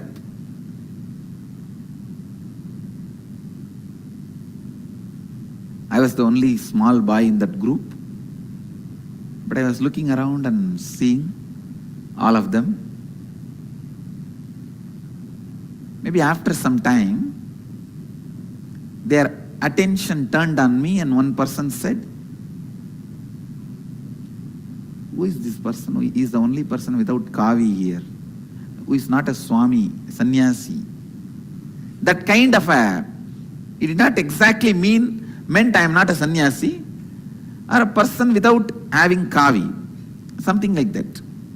Because I was with my school uniform. I remember very clearly that dark blue and light blue.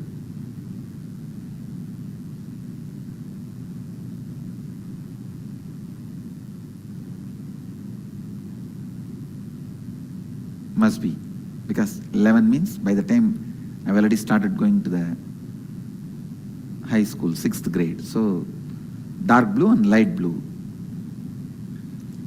In Indian villages, kids will not change they will wear the uniform even in the holidays. They may not go to school, but they will be always wearing the uniform only, same dress only. I still remember the half trouser of dark blue and shirt of light blue. That was the school uniform. And immediately that's all my Kundalini. I said, I may not be wearing kavi, I am also sannyasi only. And I saw Aruණagiri Yogeshwara laughed. Then he said, then why you are not wearing kavi? I asked him, you give me kavi. He laughed and he looked. Immediately I saw one sadhu brought kavi clothes. And I did not even have a second thought to remove and throw my dress. I just removed all my dress. Naked I walked near him without even having a second thought. And he himself tied that kavi cloth in my hip like a dhoti. He himself tied it.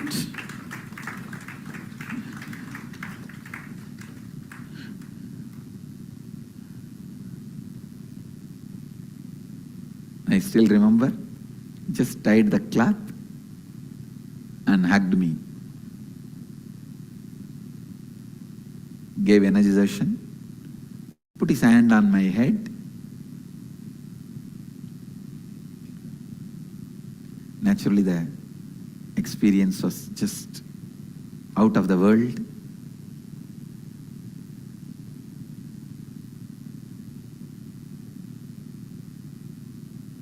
I came and sat in the group. Now I felt one with that group, and group also felt one with me. They did not feel now I am an outsider.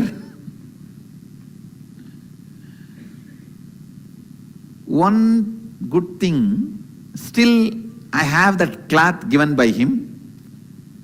Still the cloth is there.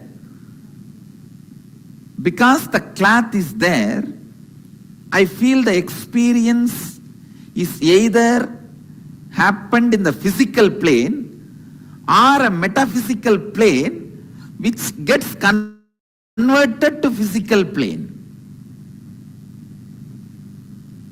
See, there are some metaphysical experience which disappears when the conversion into physical plane happens. But there are some solid metaphysical experiences. It becomes physicality when it comes down to the physical plane. Like Ramakrishna had an experience of Rama giving him the pot full of porridge, a mud pot full of porridge. When he came down from that experience, he had the pot in his hand. The pot was there. The pot did not disappear. Only the Rama's form disappeared, but the pot was there. That did not disappear. So I can say this experience from the metaphysical plane, when it settled down into the physical plane, the items given remained. That is why I feel the experience has become physical biomemory in me. It remains as a physical bioenergy. And after some time we were sitting and discussing, and all those great yogis and sadhus, they were all talking for a few minutes, and then they all sat in silence for a few minutes. He was sitting gracefully. I neither felt like asking any question nor felt like talking. I can say from my observation that tree looked very real because the leaves were there, fruits were there, the birds' sound I remember, birds were there, and in the breeze the tree was moving.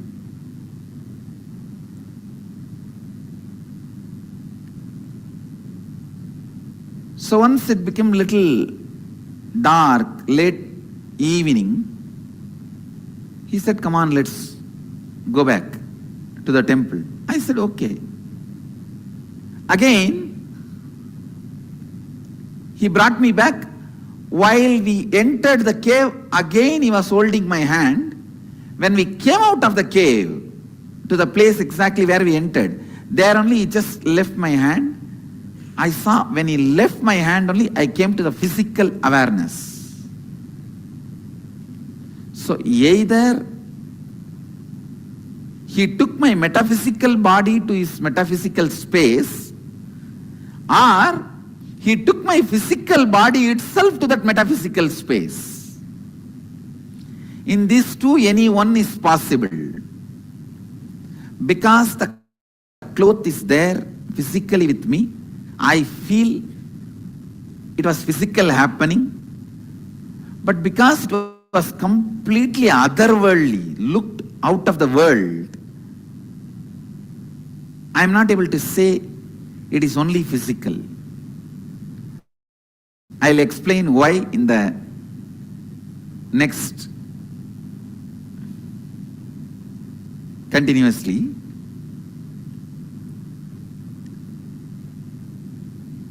That's all. Now my ecstasy is too much. The ecstasy is too much. That new kavi, oh God.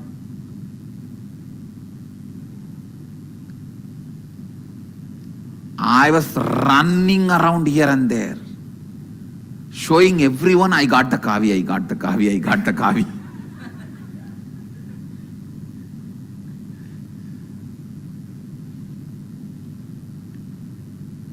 He left me in the temple saying that you can go now, and he went away inside his cave. First person I ran was my guru, Mata Vibhudananda Devi, Vibhudananda Puri. Her name was Kuppammal, local name. I ran to her and showed, see, I have kavi, I got kavi. But I did not get that joyful response from her. She became too serious. I did not actually expect serious response from her. I thought she will be very happy. She became very serious and asked, who gave you this kavi? I said, why? She said, giving kavi means they gave you sannyas. Actually, she was waiting to give sannyas to me. And how did they give sannyas without asking your father and mother? Now your father and mother, your parents will ask only me. Who gave you the kavi? I got a little frightened. I told there is a sadhu in the temple. He gave me the kavi. Take me to him.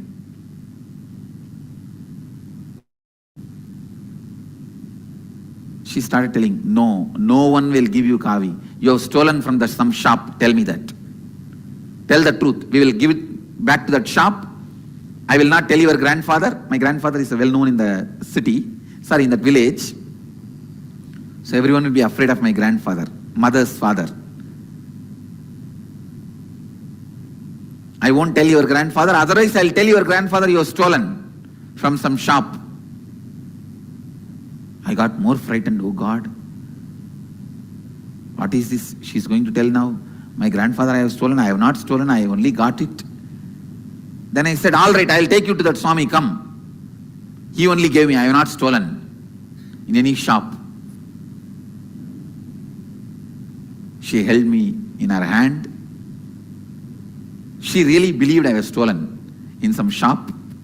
The kids, when they go here and there in the shop, they will steal little candy, they will steal little sugar. She thought I have stolen. I told her that no, I have not stolen. I never steal, don't you know? She has high regard for me, but I don't know why. She was also confused. She wants to verify directly. When I took her directly to that cave, and I started calling Swami, Swami, Swami, he did not come out. Almost 9 months.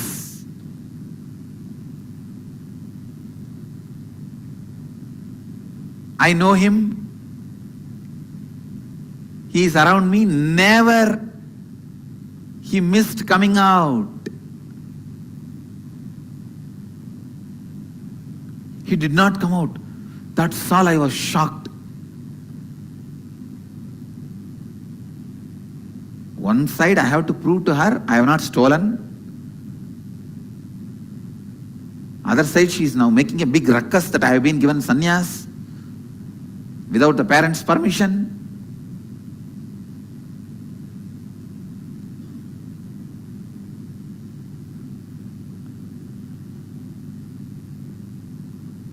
I did not bother even about any of those things, but he is not coming out.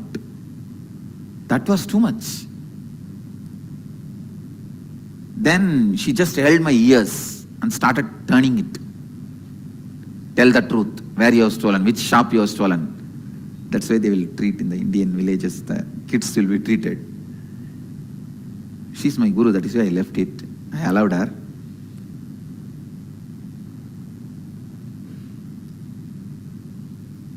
I said, no, from this cave only that Swami came out. She dragged me and took near that cave and showed me, whom are you trying to cheat? Is this the cave? She pushed that stone and showed me. Only then I realized it was not a cave, it was a sealed, solid stone. Please understand. Only then first time I realized in that 9 months, it was a solid stone construction. It was not a cave. That is why I doubt whether he, Arunagiri Yogeshwara, taking me inside was a physical or metaphysical. Because I realized it is a stone construction, not a cave. Shock for me. She said, now I have no justification because I am not able to get Arunagiri Yogeshwara. I said it's a cave, it is not cave now anymore.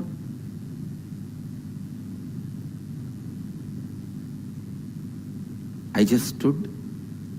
She was just turning my ears. I told her, stop, stop. And I pulled her right hand. I still remember.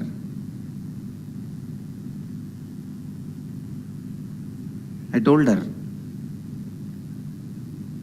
I promise in the name of Arunachaleshwara, on you, on me, I have not stolen this cloth, only Arunagiri Yogeshwara gave me. With that, I slapped on her hand. See, that is the usual way the kids will tell that, I swear. Swearing, I swear. That is the way I did that to her. In Tamil I said, Annamaliyar மேலையும் ஓம் மேலையும் என் மேலையும் சத்தியம் பண்ணி சொல்றேன், அவர் தான் இந்த துணி கொடுத்தாரு, நான் எங்கேயும் திருடல.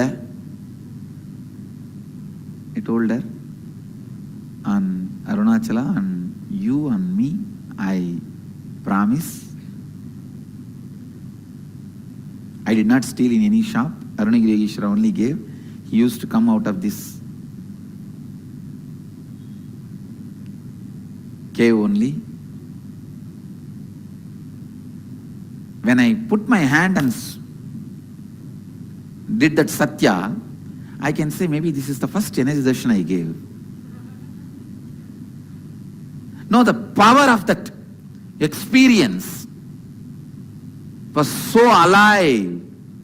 Maybe first time the mirror, the brain, my neuron activity mirrored in her brain. Suddenly all her doubt, everything disappeared. All her doubt, skepticism, everything disappeared. Suddenly she kneeled down. I saw in her ears, that in her eyes, the tears. Her ears, whole thing is completely listening to me. She said, Unmaile solriyada? Are you telling the truth? I said, yes. Now she has come to the space of listening to me. She is no more that doubting old lady, she asked, how he was looking. I described to her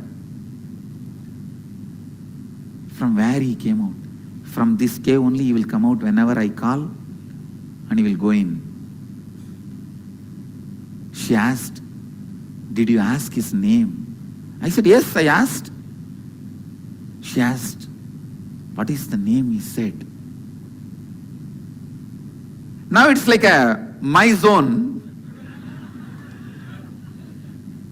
Suddenly with all my confidence I said, he said, his name is Arunagiri Yogeshwara. That's all.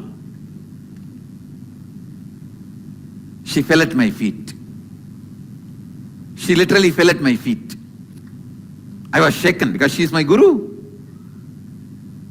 She fell at my feet and she was weeping profusely with tears.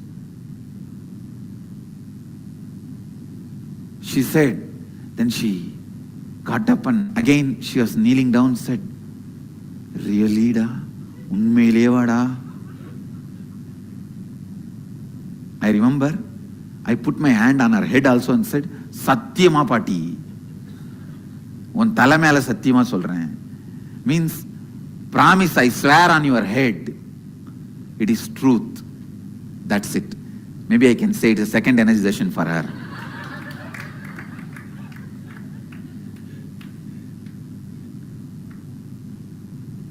She said, hey, we are all meditating for years and doing tapas just to see him once. You really saw him? He gave you the kavi? You spoke to him? Now she is a complete theist. She is completely able to receive the experience I was telling.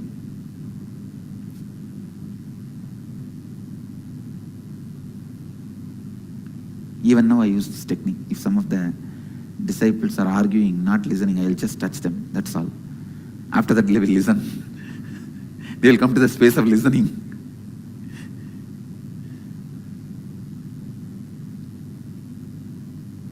Their energy will change, will become positive.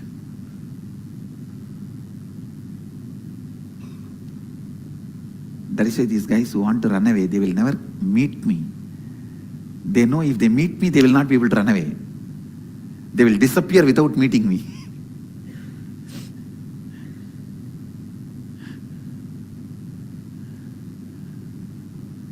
She cried, and she could not handle herself. She just left me and went away to the place where she is staying, to her house, which was actually like ashram. She gave that away to Tirunamali temple. She first wanted to give it to me.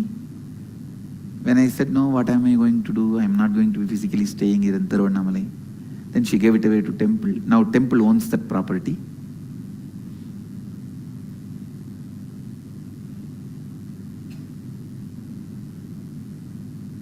Now, I have a big issue. He is not coming. I felt I breached the word he told me. He told me never to tell anybody. I feel because I told Kuppamal, he is not coming, he is angry. So I shouted, screamed, Swami, please come. Don't leave me like this. I will not do this mistake again. I will not tell anybody. Please don't be like this. But I could not see him coming out.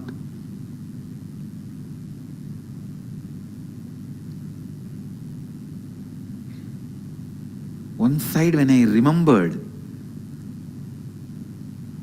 she told me, Kuppamal told me, he is directly Mahadeva, Shiva. Living here in Arunachala.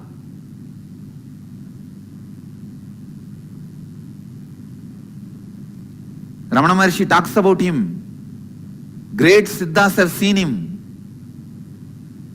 One side that was making my body just explode in joy bliss. He himself came and gave Kavi to me. Other side, now he is not coming. So that was just squeezing my heart.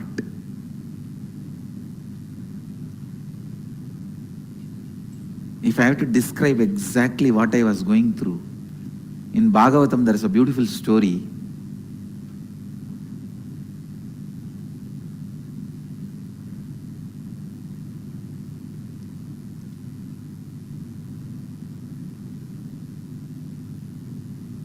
One Gopika wants to go and see Krishna middle of the night. He is sitting in the forest and playing the flute. That sound is coming to her bedroom. Husband is not there. So she runs secretly to go and see him and come back. But the moment she came to the main door of the house, she saw the mother-in-law sitting and combing the hair of the daughter-in-law. Sister-in-law, sorry. Mother-in-law sitting and combing the hair of her sister-in-law. Even now in any Indian village, if you go and see, if you see 10 houses, in 5 houses you can see this scene. Mother sitting and combing the hair of the daughter on the doorstep. I thought, oh God, from the time of Bhagavatam we have not changed. 5,000 years tradition. Sitting on the door frame and mother combing the hair of the daughter.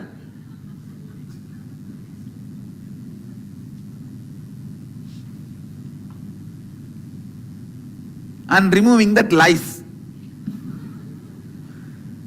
This is almost like a 24-hour job. If they don't have, in those days no other entertainment, na? Only this hair combing. You comb my hair, then I will comb your hair. So beautifully Vyasa describes. I have to tell you the exact scene. The Gopika runs. The main door frame, the mother-in-law is sitting and the sister-in-law is sitting and she is combing the hair. Seeing that scene, she just stands in this door frame itself. Her door frame itself, and holding the door frame with one hand. One side, when she listens the music of Krishna's flute, all the extraordinary, ecstatic memory of the time she had with Krishna and the memory of Krishna, she is in bliss. Next moment, this sister-in-law and mother-in-law are sitting like buffaloes. Because both of them are there, she cannot go out. They will ask, hey, where are you going in the middle of the night? When husband is also not there, alone. So if she steps out of the house, her character will be questioned. And they are also hearing the music of the flute. I don't know, from that time I think this mother-in-law and sister-in-law never get your devotion and understand what you live and what you go through. Anyhow, whatever it is.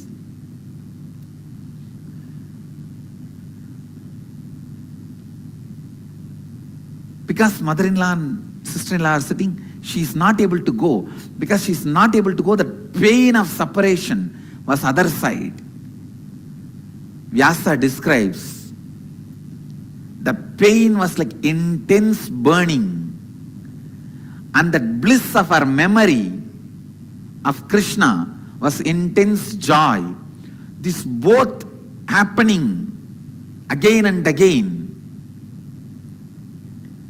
Because of that pain, she burnt away all her incompletions. Because of that joy, she exhausted all her good karmas. Because she exhausted both, she just became enlightened and fell on the ground, liberated herself. got liberated. This is the exact story. I have to describe what I was going through at that moment. One side, now I know Mahadeva himself came. I am holding the kavi. I am touching the cloth again and again. He himself came and gave the kavi.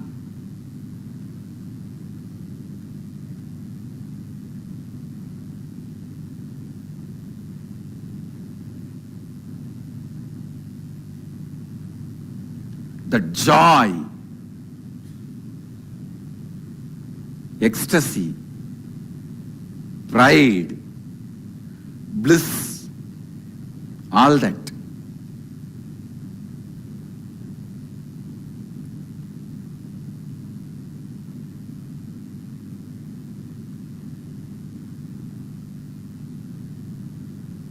The other side, the pain, he is not coming. The fear, he may not come at all anymore. I may miss him. That is too much. When these two happened, whatever the remaining little bit of good karmas I had got burnt by the joy and bliss, knowing that he himself lived with me and initiated me. Little bit of whatever bad karmas were left, they got burnt by that fear, whether he may not come at all. This bliss and joy and pain burnt both the karmas. I just dropped.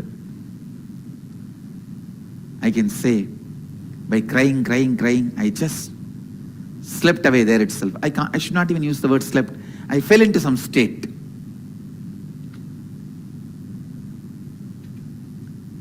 I got lost.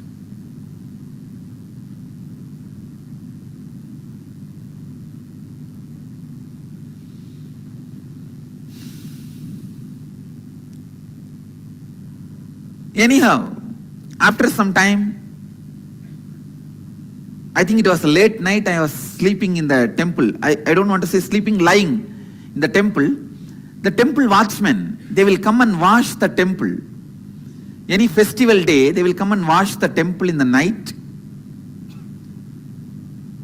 So usually, I will also help them. How to help? How I will help them? They will put the tube in the tap, and they will be having the broomstick and washing the floor. And we boys who are volunteering, we'll have to just hold the tap and walk behind them, pouring water. That's the voluntary service we used to do. So, that watchman, temple watchman, he woke me up, saying, "Hey, Samir Bhaiya," that is the way he will call me. Wake up, hold the pipe for me, I have to clean. And they are going to put the deity to bed, go and have the Garbha Mandir darshan and come back. Somehow that day, I think some festival. I think it was January 1st. But still I am not able to completely corroborate with other things. Anyhow, so the deity was put to bed a little late. He said, go and have darshan in the Garbha Mandir. They are going to close the Garbha Mandir. They are going to put the deity into the bed. Then come back and hold me the pipe. Hold the pipe for me to clean the floor. I said, okay, and I rushed. I was in that same space and state.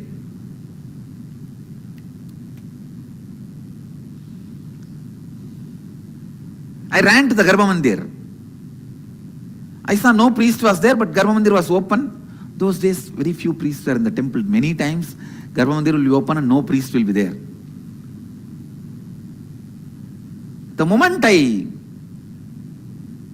entered the Ardhamandapa, the hall of the Garbha Mandir, to have darshan of the deity, the moment I looked up, I saw Arunagiri Ishvara sitting on the Shivalinga. He was just sitting on the Shivalinga. I could not control myself. I screamed, Swami, are you here?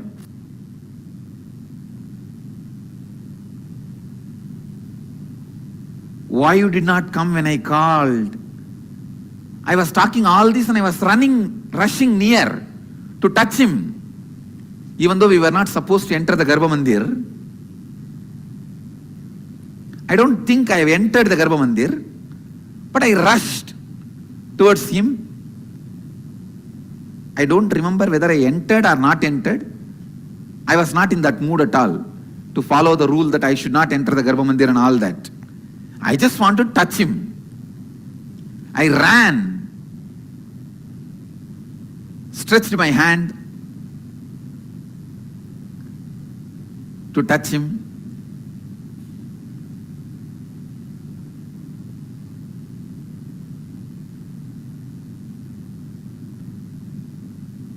He also stretched his hand. The moment my hand touched his hand, exactly that moment, I saw clearly, he is me, I am him. It was just pure oneness.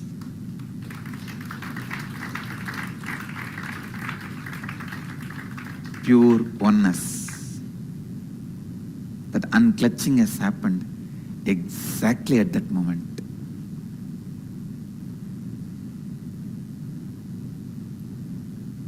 After that, neither I missed him, nor I saw him separately.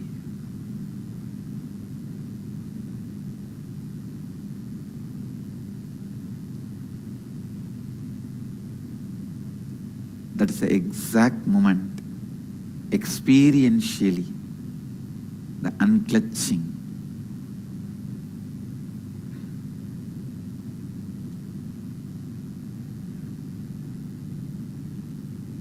The pure Advaita happened.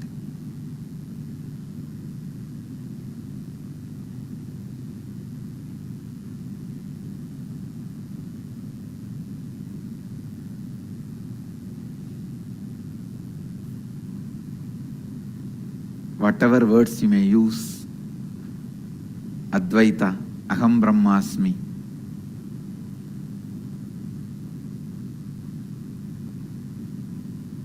Tattvamasi, Shivoham,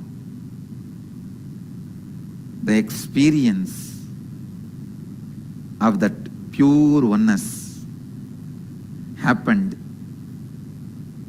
as it is to stay once for all.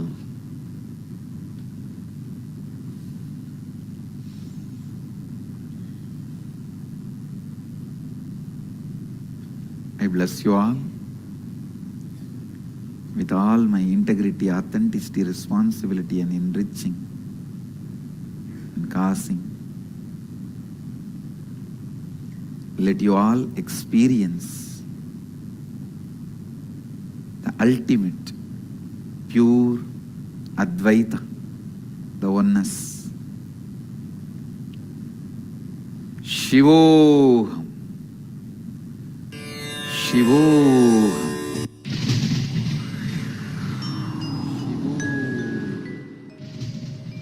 Ananda. Nithyananda Dhyanapitham, Nithyananda Nagar, off Mysore Road, Bidadi, Bengaluru. Phone 0.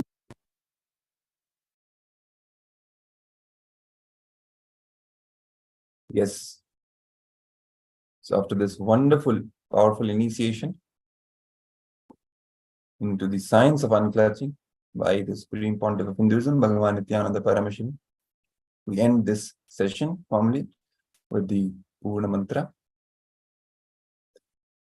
Om Purnamadav Purnamidam Purnat Purnamudachyate Purnasya Purnamadaya Purnamevavashishyate Om Shanti Shanti Shanti Hari Om Tat Sat Sarvam Bhagavad Shri Nithyananda Paramashiva Padukarpanamastu Om Nithyanandam.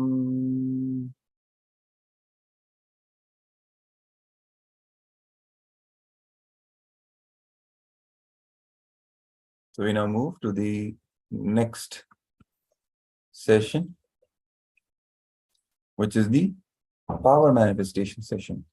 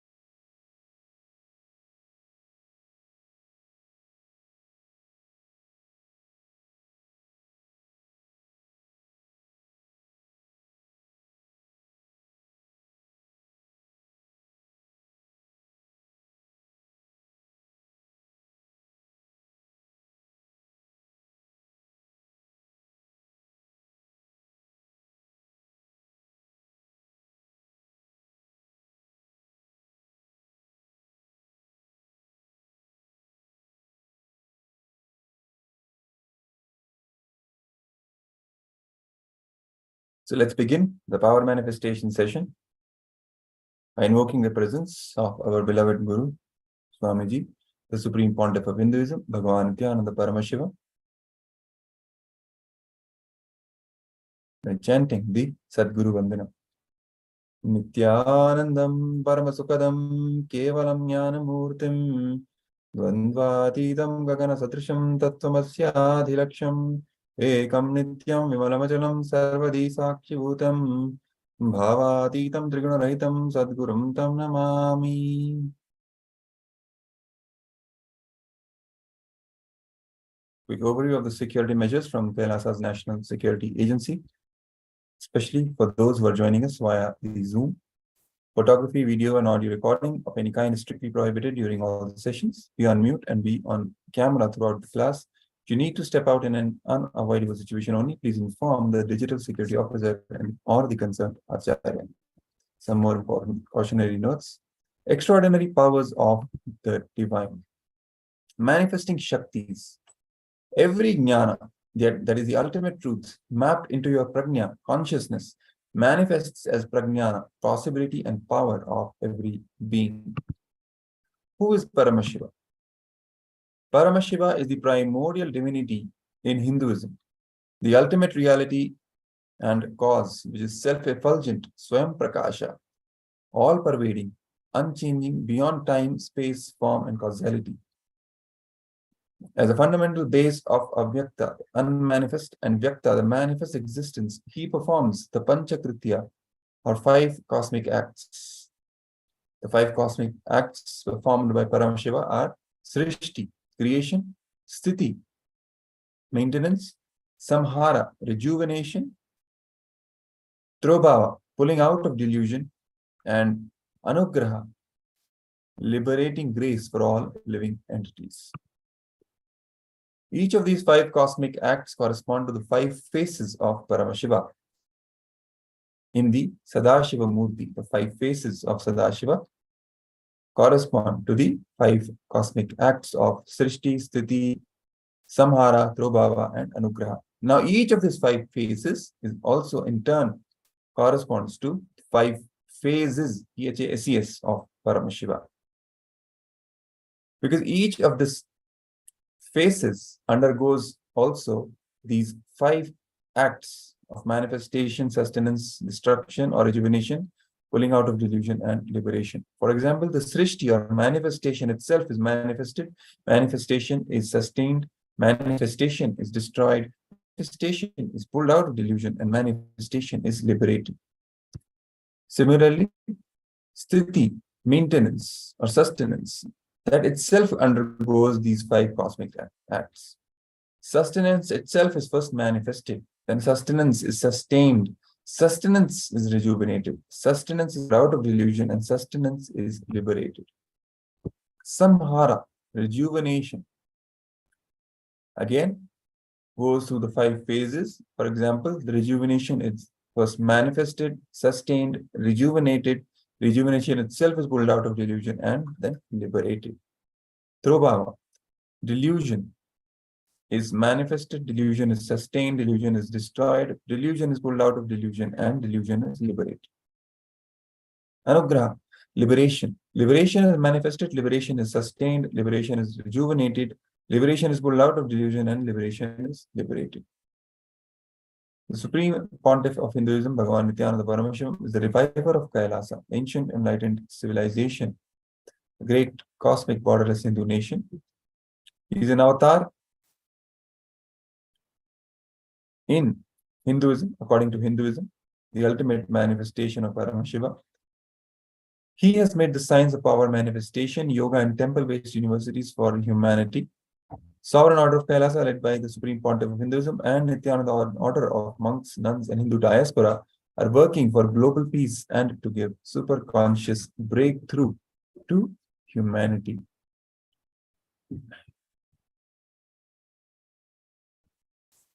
Nithyananda Hindu University is the world's largest Hindu university with extended campuses in 150 countries, organizing, preserving, time capsuling, decoding, spreading, and reviving the 20 million source books of Hinduism and 64 sacred arts.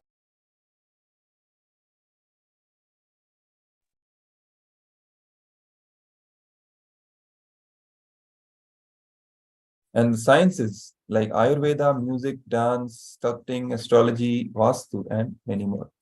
The Supreme Pontiff of Hinduism is the 293rd Guru Mahasannidhanam of Shamala Pita Sarvagna Pitam, the ancient apex body of Hinduism and present emperor of Suryavamsha, Surangi Samarajya. The Supreme Pontiff of Hinduism has survived the worst persecution of multiple assassination attempts on person and character by anti-Hindu elements. Kailasa's Paramashivoham is authenticated through the 4 levels of evidences in Sanatana Hindu Dharma or Pramanas. What are these 4 Pramanas or levels of evidences? First, Shastra Pramana, which is the unchangeable truths revealed in the source scriptures. The source scriptures of Hinduism are the Vedas and the Agamas. Apta Pramana, or experiences and results of Aptas or authorities of Hinduism.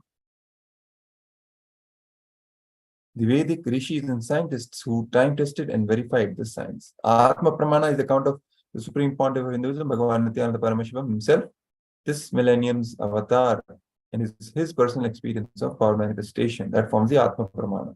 Then Pratyaksha Pramana, or empirical evidence from observation and scientific experimentation. That is the Pratyaksha Pramana. So let's now begin with the power manifestations session. Let's start setting up. Get your copy of Living Enlightenment book.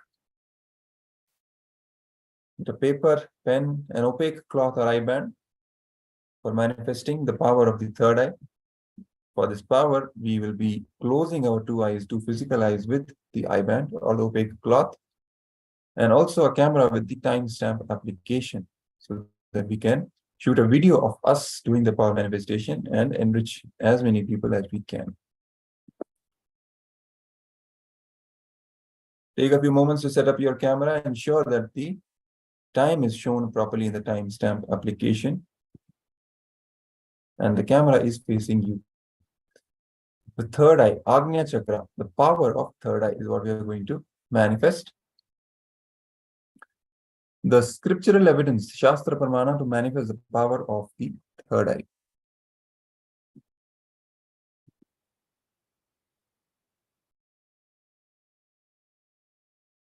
The shloka says, Kapalantah mano nasya tishtin milita lochana Kramena manaso dadhya lakshayet lakshamuttamam.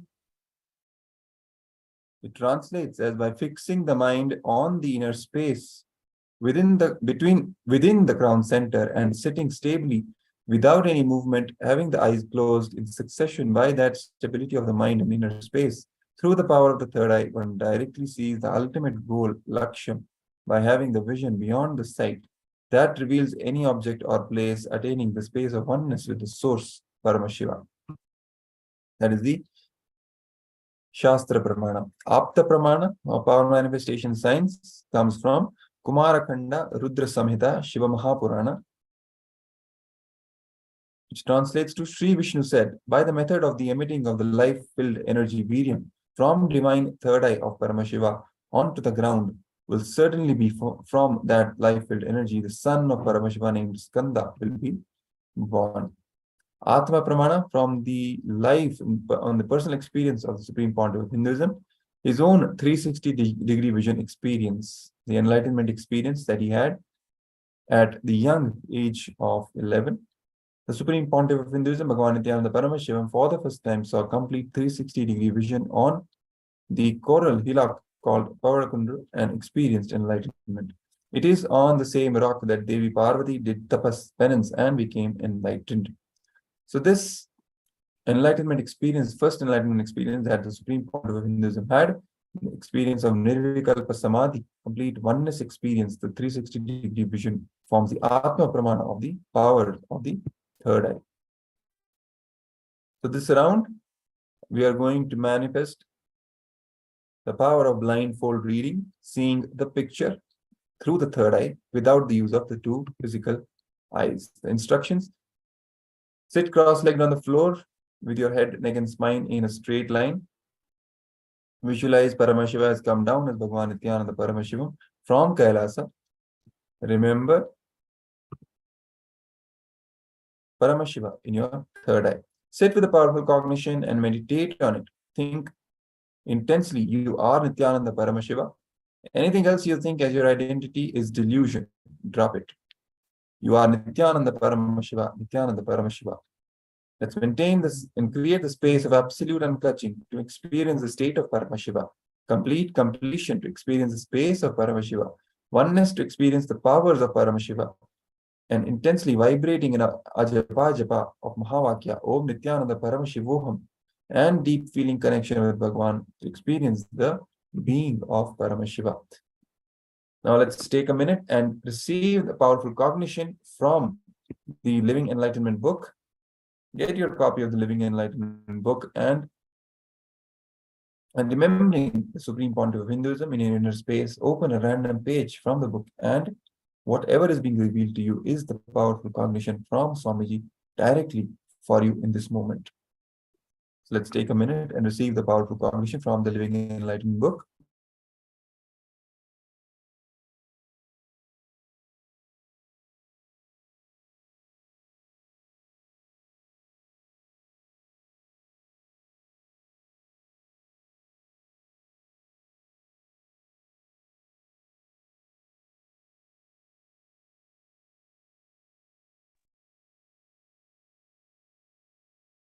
Now the 5-step guidelines for manifesting this power. First, receive the powerful cognition from the Living Enlightenment book. Then turn on the video recording and tie your eye bands. Now this is the time when you have to tie your eye bands. For all those who are manifesting this power, even those on YouTube who are watching us, you can manifest this power right now. Tie your eyes with the eye band or any opaque cloth. Make sure no light is entering your two physical eyes so that we can clearly manifest this power with the use of only the third eye. Now I'm going to project a picture on the screen. And all those who are manifesting this power, you have to let your third eye reveal to you what this picture is about. Without looking at the picture, you cannot look at the picture with your two physical eyes. That's why you're tying the eye bands around the two physical eyes. Simply only with the use of the third eye, you're going to see what the picture is about. You're going to request Swamiji, be in the space of oneness and request Swamiji to reveal this picture to you in your third eye. And then start verbalizing whatever is being revealed through the third eye. And then in the end, remove the IBAN and take a few minutes to pen down what was revealed. Or you can even type in the comment section or the chat window what was being revealed to you. So I'm going to project the picture now. Let's all make sure our IBANs are tied properly. Let's take 5 to 10 seconds and make sure the IBANs are tied. So that I can project the picture.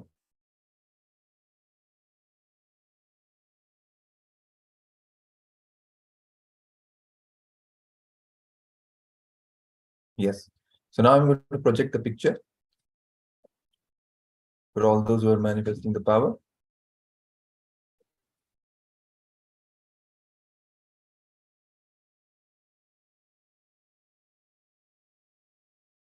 Yes, so this is the picture that is being projected on your screens right now.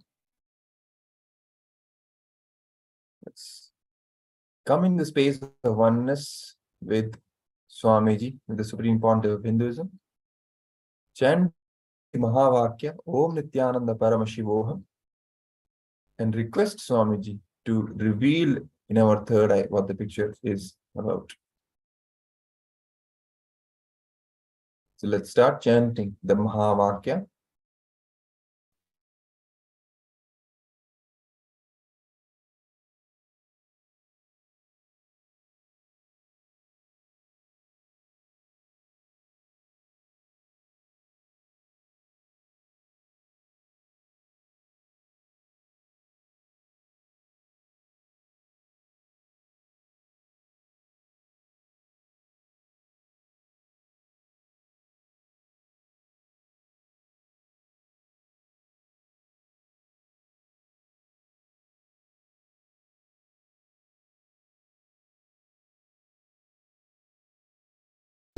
Paramashivoham.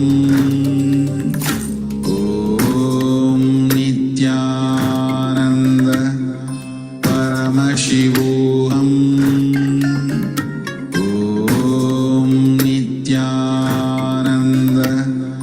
Paramashivoham. Om Nithyananda Paramashivoham. Paramashivoham.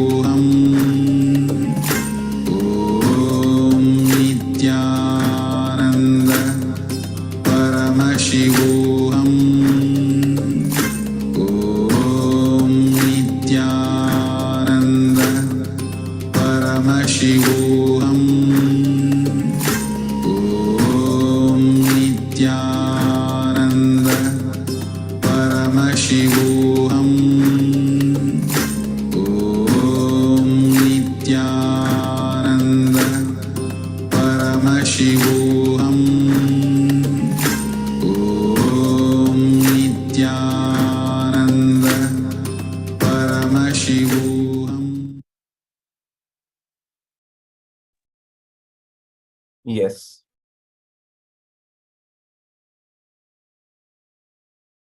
So now you can all remove your eye bands, untie the cloth that you're wearing around your eyes, and see what the picture is. And you can also type in the comment section what your third eye revealed to you. What did you actually see in your third eye? What the picture was? And verify it with the actual picture right now, projected in the screen. Let's take a minute and write down in the comment section or the chat window what was being revealed to you.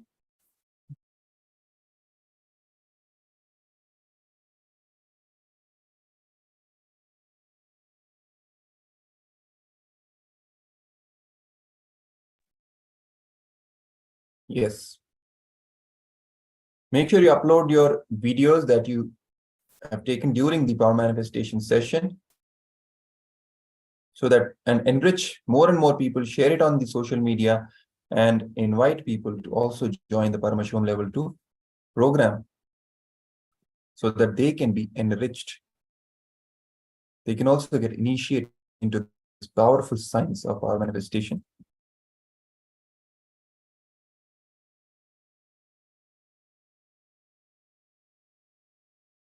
Now we are going to manifest one more power, that is the power of thought current scanning.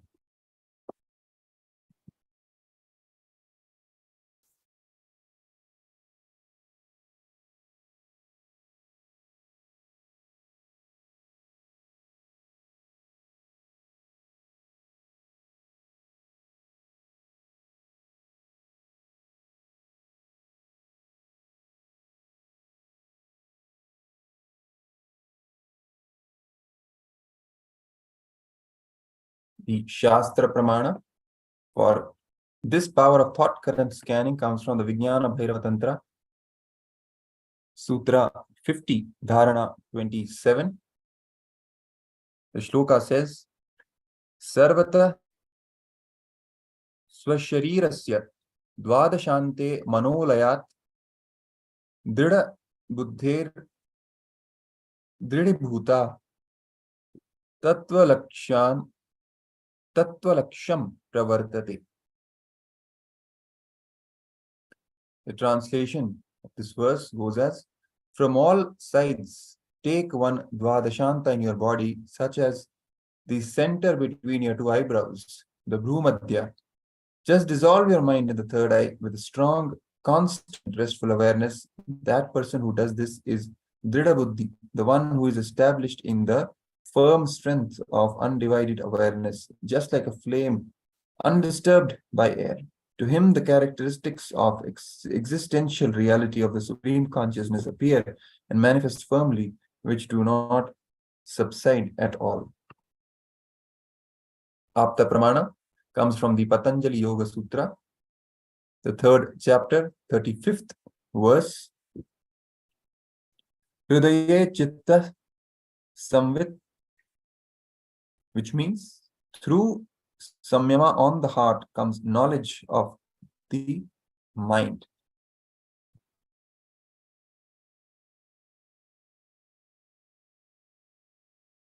Here Patanjali shares the secret learning to find out what you think is more important than learning to find out what others think. And the translation of this verse from the Patanjali Yoga Sutra goes as, again and again, look in. Find out the stuff out of which your thoughts are made, stuff out of which your mind is made. You will know what you think and you will know what others think. It is a samyama which can directly enrich your life. If you know what you think, you will simply be able to know what others think. Atma Pramana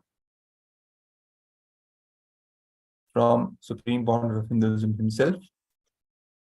When you look into your Ananda Gandha, how you look with the same awareness into others' Ananda Gandha, then you will know what they are thinking. But before that, you need to look into your own Anandagandha. First, you need to know what you think, because you don't even know what you think. I know people take decisions without even being aware of what they are thinking. That is the reason for all their suffering.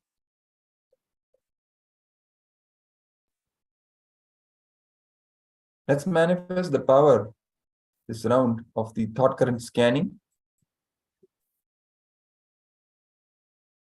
Level 1, reading self-thought clearly. Reading our own thoughts first clearly. So before we begin, let's get and receive the powerful cognition from the Living Enlightenment book. We always begin the power manifestation session with the powerful cognition from the Living Enlightenment book. So let's take a minute and receive the powerful cognition.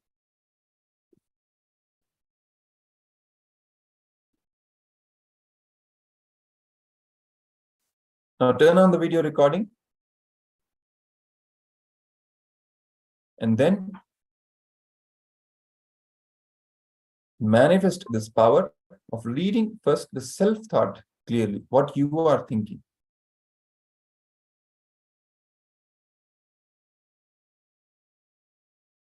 With the awareness on the third eye, look into your own mind, your own thought currents. From where these thoughts are coming, what you are thinking. Look in and pen down what was revealed. Let's start the power manifestation.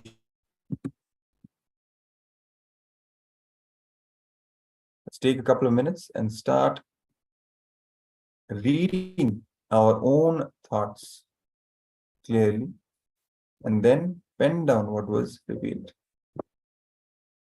Let's begin.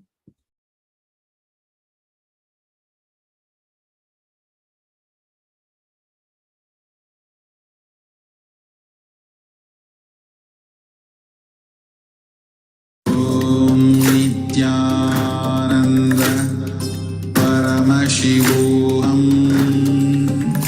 Om Nithyananda Paramashivoham. Om Nithyananda Paramashivoham. Om Nithyananda Paramashivoham. Om Nithyananda Paramashivoham. Om Nithyananda Paramashivoham.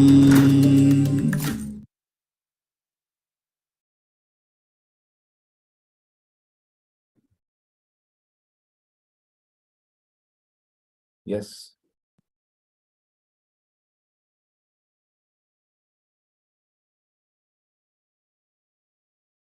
The next level of power manifestation after this round we are going to manifest is the sharing the pictures thought by some other person. Let's say volunteer or any person near you. You can sit with any person who's there near you, next to you. Ask that person to visualize a picture without showing you the actual picture, and then from the third eye, we're going to manifest the power of identifying what the picture the other person is thinking about or visualizing.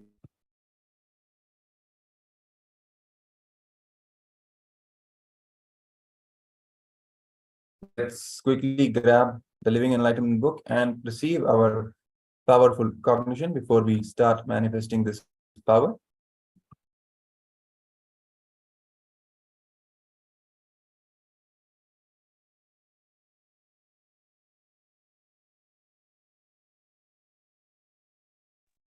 Now let's begin the power manifestation session.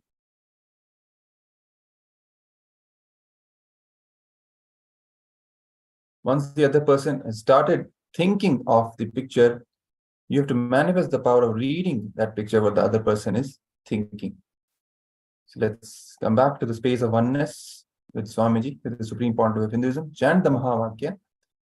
and request the Supreme Pontiff to reveal in your third eye the picture that other person is thinking about.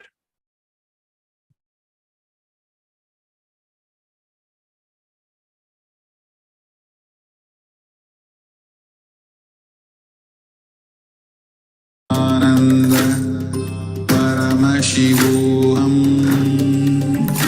Om Nityananda Paramashivoham. Om Nityananda Paramashivoham. Om Nityananda Paramashivoham. Om Nityananda Paramashivoham.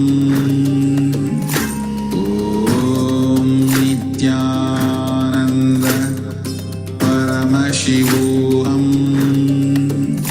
Om Nityananda Paramashivoham.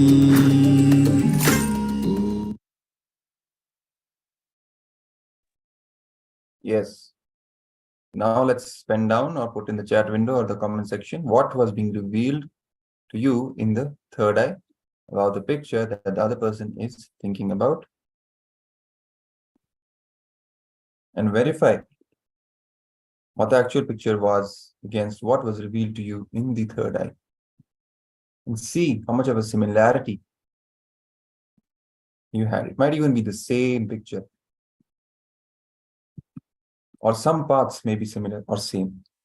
Whatever it is, enjoy this feeling of oneness with the Supreme Pontiff of Hinduism that happens during the power manifestation session, and we get more and more grounded in that oneness experience in the state of unclutching by the Supreme Pontiff of Hinduism. Again, it's time to upload the videos that you've taken during the power manifestation with as many people as you can on social media, and enrich them and invite them all to join Paramashivoham level 2 and be transformed, create the reality that they want.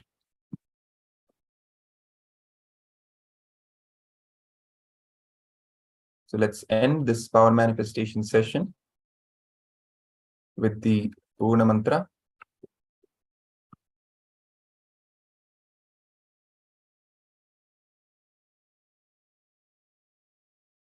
Om Purnamada Purnamidam Purnat Purnamudachyate Purnasya Purnamadaya Purnamevavashishyate.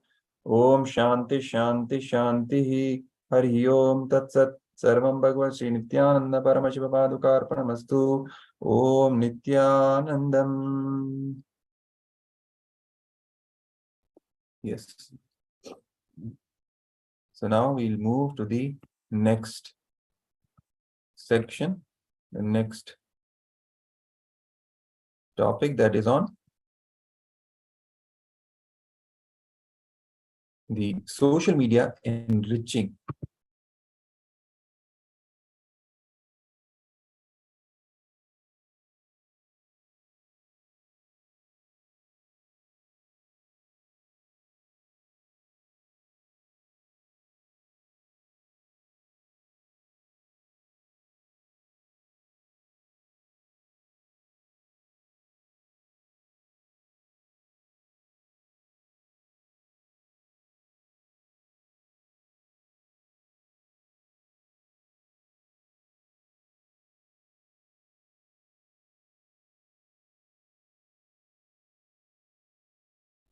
Yes. Let's begin again by invoking the presence of our beloved Bhagavan, the Supreme Pontiff of Hinduism, Bhagavan Nithyananda Paramashivam, and chant the Sadguru Vandanam before we begin this session. Keep your hands in the Atmanjali Mudra and chant along with me. Nithyanandam Paramasukadam Kevalam Jnanamurtim Dvandvatitam Gaganasadrisham Tattvamasya Ekam Nityam Vimalamachalam Sarvadhi Sakshi Bhutam Bhavatitam Trigunarahitam Sadgurum Tam Namami. Yes.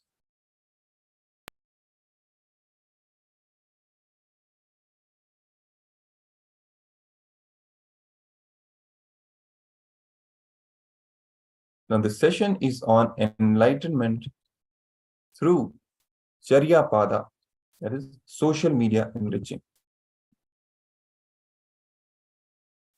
This course is the direct words from the Avatar, the Supreme Pontiff of Hinduism, Jagat Guru Mahasannidhanam, His Divine Holiness, Bhagwan Sri Nithyananda Paramashivam.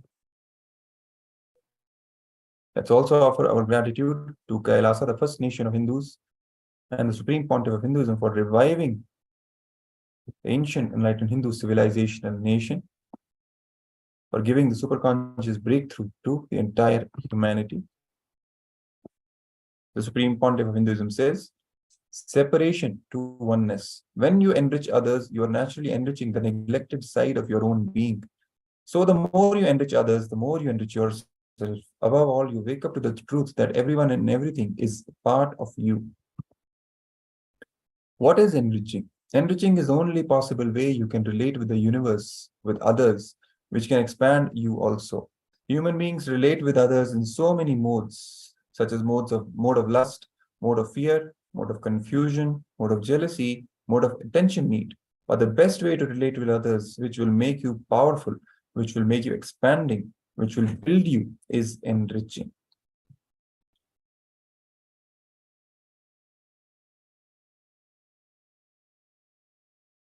All your struggles in life begin the moment you start thinking that others are separate from you. Understand there is no one called other in your life. The other is only the forgotten and disowned parts of you. Your struggles with others are nothing but your struggle with the forgotten sides of you. Shastra Pramana from the Ishavasya Upanishad, verse 8.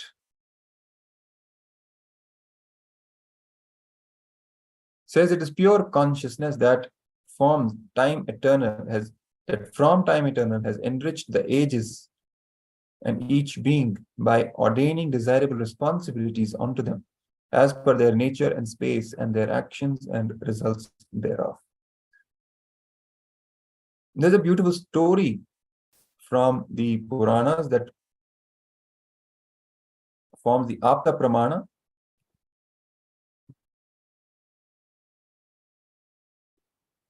It's a beautiful story in Sri Ramanuja's life. Sorry, not from the Puranas. It's a story about Sri Ramanuja, a very important incident, a beautiful incident that occurred in his life. He was a great sage and a devotee.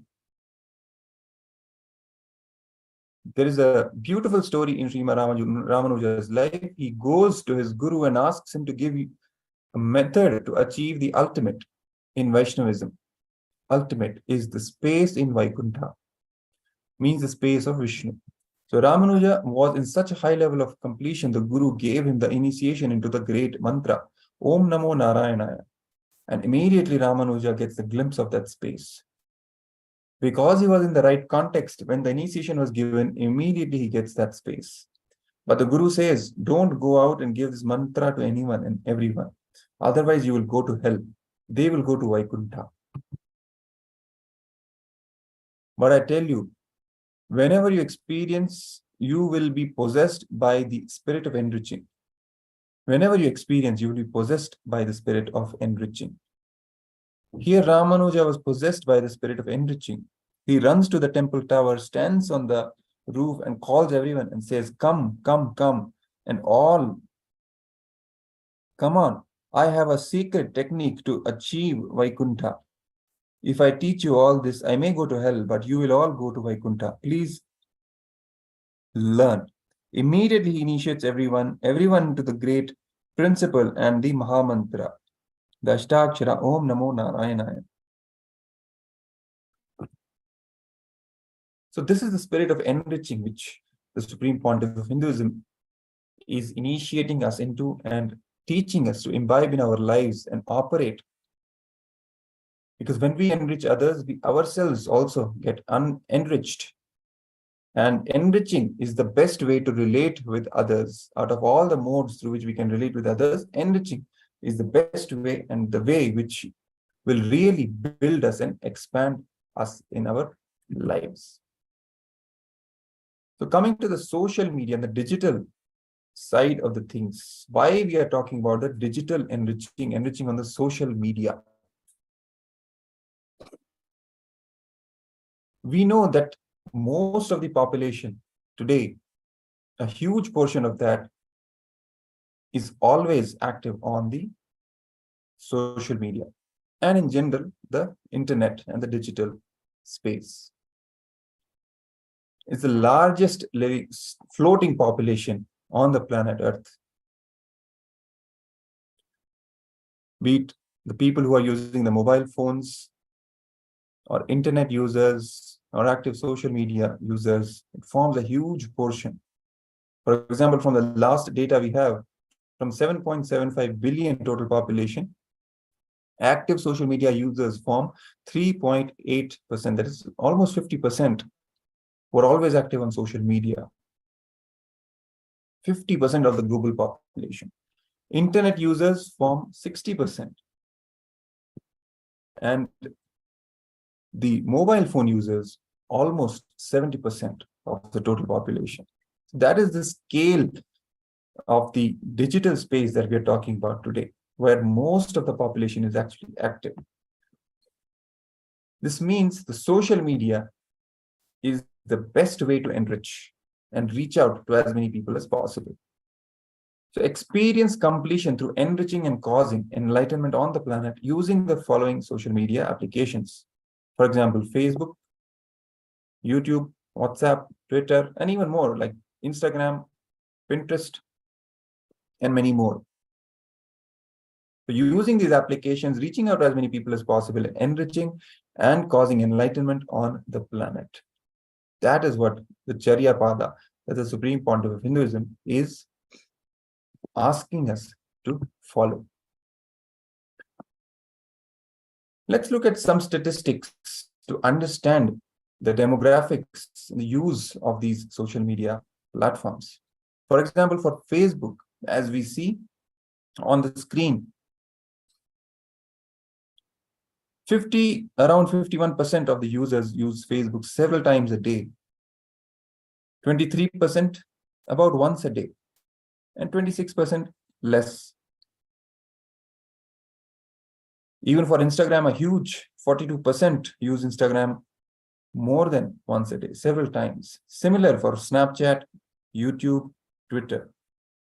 A decent size of the population, at least once a day, uses these social media platforms.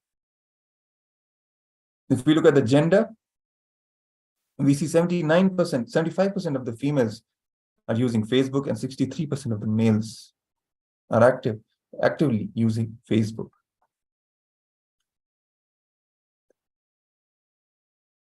And again, if we look at the other demographic variables such as the age, education, location, we see a staggering percentage of people using Facebook as their means of social media interaction. Similarly, for platforms such as Instagram and Twitter, we see again a sizable portion of the population. For Instagram, many more females are using this platform more than males. Mostly the lower age group, the younger age group, are active on Instagram. Mostly the urban population. Even for Twitter, more or less the same demographic distribution across gender. Little more for the younger population. More for the urban, followed by suburban and then rural. And then even in the income groups, more or less equal distribution, and the educational qualifications as well. We see more and more educated people, more and more higher income group people are using these social media platforms. Again, LinkedIn, for example,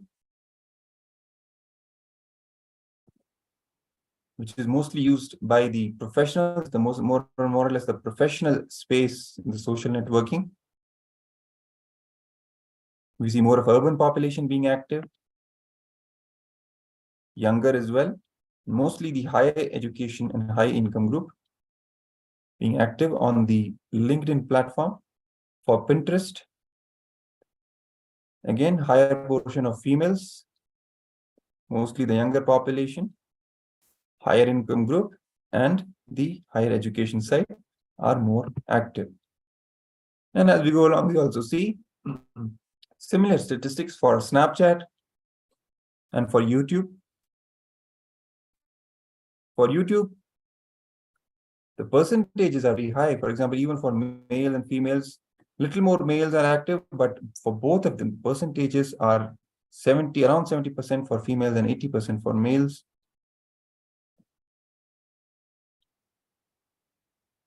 Urban and suburban population are more active on YouTube, followed by the rural, which is also more than 60%. So the reach goes even as far as the rural areas for YouTube.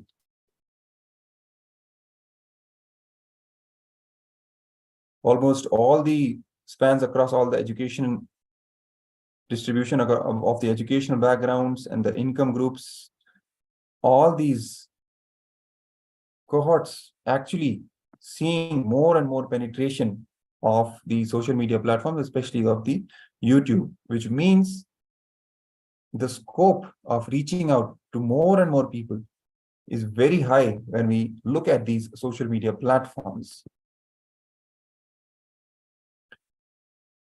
So constantly reminding yourself, when we meditate upon what we meditate upon, we become that. When we meditate on enriching, we become that. Social media is your friend in ensuring that this experience becomes permanent in you. Here, the Supreme Pontiff of Hinduism is teaching this social media enriching to us as a tool, as a practice, and a technique for this experience of enriching becoming permanent in us, which is one of the four tattvas: integrity, authenticity, responsibility, and enriching. So the tattva of enriching, for this tattva to become more and more grounded in us, in our being, social media enriching is one of the most powerful ways to do that. And actually become a causer of enlightenment on planet Earth. Let's look at some simple steps that you can use to enrich people on the social media platforms, such as for Facebook. What we can do is you can go to the official Facebook page of the Supreme Pontiff of Hinduism, KAILASA's SPH Nithyananda Paramashivam, or some other pages, KAILASA's pages, such as Autobiography of the Avatar, KAILASA's Nithyananda TV, and several other pages. Go to all these pages and share from there. Like, comment, and share the live stream. We are going live every day with all the Paramashivoham level 1, level 2, level 3, and a lot of other content, promotional content, content related to Kailasa, content related to Sanatana Hindu Dharma, the truths that the Supreme Pontiff of Hinduism has shared with the world. So much of content is being shared on all these social media platforms, on the official handles of the Supreme Pontiff of Hinduism. What you can do is you can go to these posts and like them, comment on them, and share with as many people as you can. Share with at least 15 friends' timelines in 5 groups which are not related to Kailasa. Then your own timeline, you can share the posts. You can share it on the pages you own, and you can share with at least 10 friends in Messenger. And your own story on Facebook, the Facebook story on the page, you can share the content that is being put in the official handles, official Facebook handle, and the Facebook pages of the Supreme Pontiff of Hinduism. And when you share, make sure you use the mandatory hashtags apart from the relevant ones for that post. The mandatory hashtags are, for example, hashtag Kailasa, hashtag Nithyananda, hashtag Nithyananda Satsang, hashtag reach out, hashtag Paramashivoham, hashtag Paramashivoham level 2. So this is some of the graphical representations of how you can actually, what all you can do and how you can enrich more and more people. You can search for the page, find the page On the right, you are shown this is the official page, and then like that page. For example, when you see the live stream, you can like, you can comment, and then you can share. And share it as your story, share it to your page story, share it on the messenger, share it to a group. And share it to a page. And post a caption with all the relevant hashtags and the mandatory ones as well. On the left, we can see how we can post and share this post on a friend's timeline. When we select a destination, we can select from these various options, such as share to Facebook, share on a friend's timeline, share in a group, or on your page. So you can select any of these options to share in the destinations. Right after the satsang or the darshan, you can go to the page, like, scroll down to the post of related to the darshan or the satsang, then post your feedback in the comments, like and share that post with your friends and family in all the social media platforms. You can see what all the possibilities are that you can do, even on Facebook. Just for example, what we are discussing right now, Facebook groups, you can host a watch party, you can go to personal timeline, friends timeline, you can share all these posts and content there. Through Facebook Messenger, you can share with your friends. Facebook stories, another way you can do it. As you can see, various ways how you can share and enrich people on Facebook. How you can post a story. You can click on share to your story. And then put the description with post and hashtag. Similarly, for Instagram, search for the official handle at Sri Nithyananda. Follow the handle, then like the recent posts and share it, and share any or all of these recent posts in your story so that all your followers can see the new post from this profile. So here's how you do it. You search for the handle, first of all. Sri Nithyananda is the official handle, or Instagram handle. You select that handle and then follow that Instagram account of the Supreme Pontiff of Hinduism, like it, and then share the recent posts with in various ways to your story. Share it to your stories option, click on it, and it will appear as your story and be shared with the people who are following you on Instagram. Similarly, on YouTube, subscribe the channel, go to the official YouTube channel of the Supreme Pontiff of Hinduism, KAILASA Nithyananda. That is a channel, YouTube channel, official channel. Subscribe to this channel, click the bell icon to get the notifications. Like the live stream and other content, videos that are being uploaded. Then share it on any other platform, either Twitter or Facebook or WhatsApp, anywhere. You can share the YouTube links, the YouTube videos, even the live stream on other platforms, and share it with as many people as possible. Here's how you do it. You go to the official YouTube channel, KAILASA Nithyananda, subscribe to it, like the posts, share it, press the bell icon also. And once you share, it shows all these options where all you can share. You can either copy the link and then paste it in any of the platforms. You can directly share it to WhatsApp, email, newsfeed, Facebook newsfeed, Facebook Messenger, Instagram, Twitter, so many other options. Similarly, for Twitter, go to the official Twitter handle, Sri Nithyananda, at Sri Nithyananda. Follow the handle, press the bell icon, and then like and retweet the recent posts, especially the live stream of the day, especially the darshan, the daily darshan of the Supreme Pontiff of Hinduism that is streamed live all over the world at 7 p.m. Eastern Time. You can like that post and then retweet or repost that tweet on your own Twitter profile to reach as many people as possible. You can add your own captions as a quote tweet and put the relevant hashtags as well. Here's how you do it. Go to the official handle, KAILASA's Nithyananda on Twitter, follow, and then recent tweets you can like, and then you can retweet as well.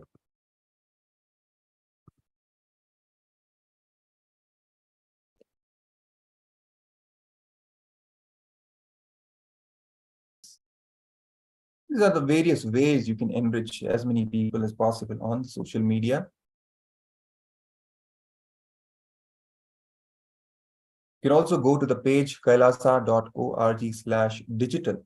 I repeat, kailasa.org/digital, where you can see more than 11,000 of Kailasa's digital media initiatives are being listed on a single page.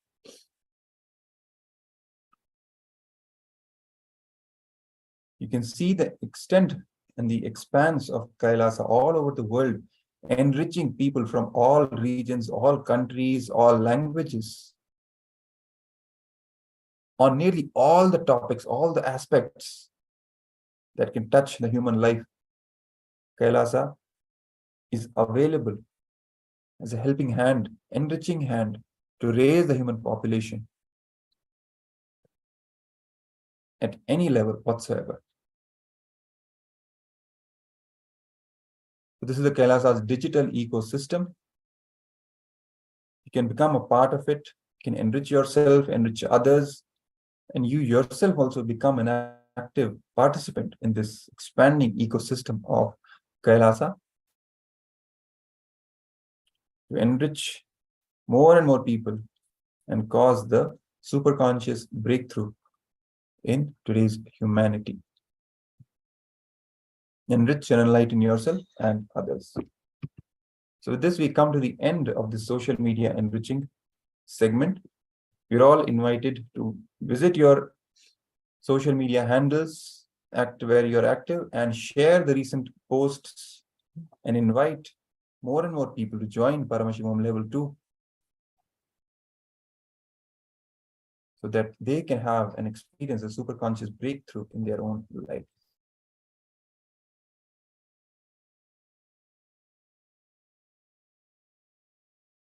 So let's now end this session with the Purna Mantra before we continue with the next segment. Om Purnamada Purnamidam Purnat Purnamudachyate Purnasya Purnamadaya Purnamevavashishyate. Om Shanti Shanti Shanti. Harihi Om Tat Sat. Sarvam Bhagavad Shri Nithyananda Paramashiva Padukarvanamastu. Om Nithyanandam. Yes. So please stay tuned. We'll be right back in a couple of minutes with the next session. Thank you. Nithyananda.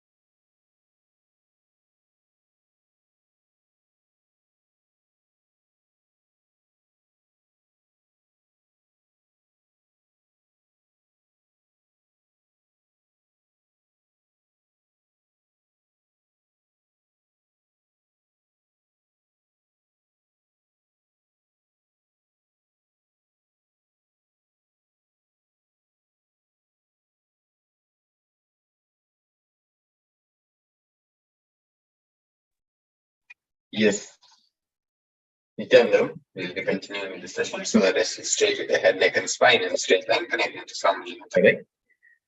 Chanting the Sadhguru Vandanam. Nithyanandam Paramashivoham Evanyanamurtam Bandhvatidam Gaganatadrisham Tattvamasyaadhilaksham Ekam Nityam Vimalanachalam Sarvadi Sakshibhutam Bhavadikam Trigunarahitam Sadgurum Tam Namami.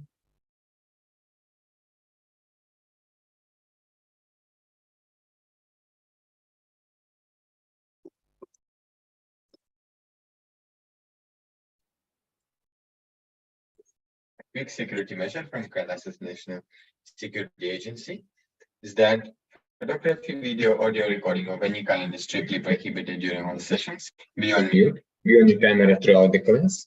If you need to step out in an unavoidable situation only, please inform the digital security officer. Yes, so this session is about Ashtavakra Gita. Ashtavakra Gita was delivered to King Janaka because Janaka asked for the truth. The truth. One thing is sure, if you are here, your mind is not here. Your mind doesn't stay in the same place where your body stays. Our mind doesn't rest inside our boundary, so our mind doesn't stay inside our body. Ashtavakra Gita is pure spiritual science. It is technology created by the enlightened master Ashtavakra to reproduce the same experience which happened in him.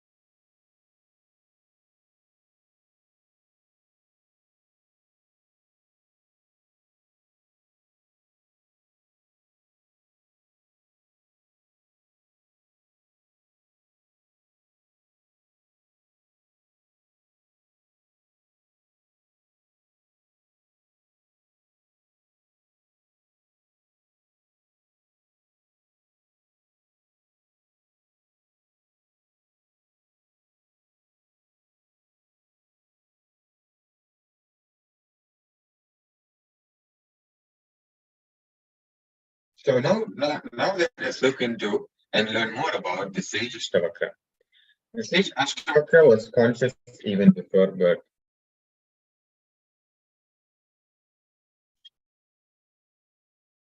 The story of Ashtavakra is so beautiful.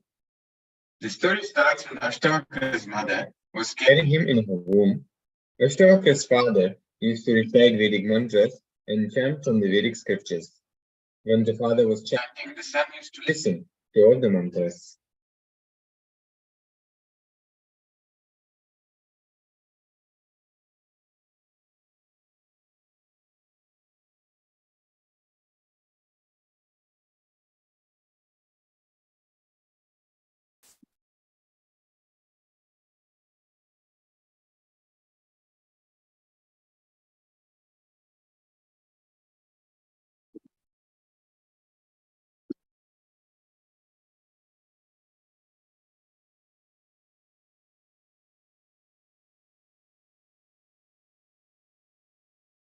Suddenly, one day the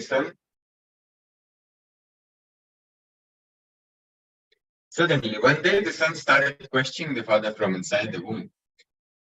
What are you chanting? Are pure words. It has no juice. It has no experience. You are just an intellectual pundit, means a learned person. Where is the truth? The father was deeply hurt. He cursed the son. He said, "What? Even before taking birth, you dare to question me? Who knows what else you will do after taking birth? The father's curse resulted in Ashtavakra taking birth with 8 deformities in his body. At 8 spots, his body was crooked or curved.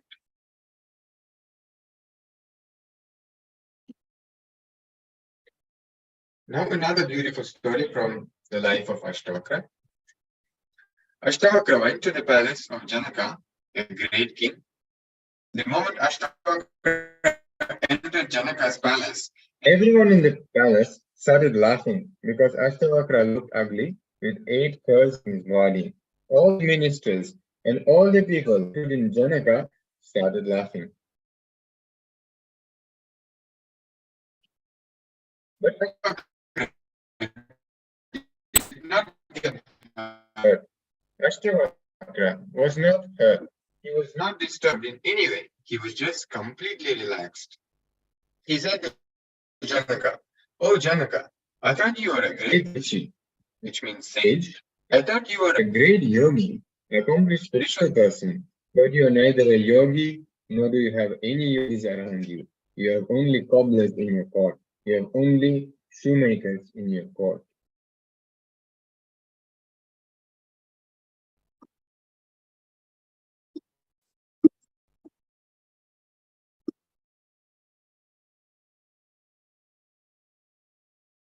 Ashtavakra was a spontaneous person with great respect for himself. And the truth is, unless we allow or give our silent permission, nobody can disrespect us or hurt us.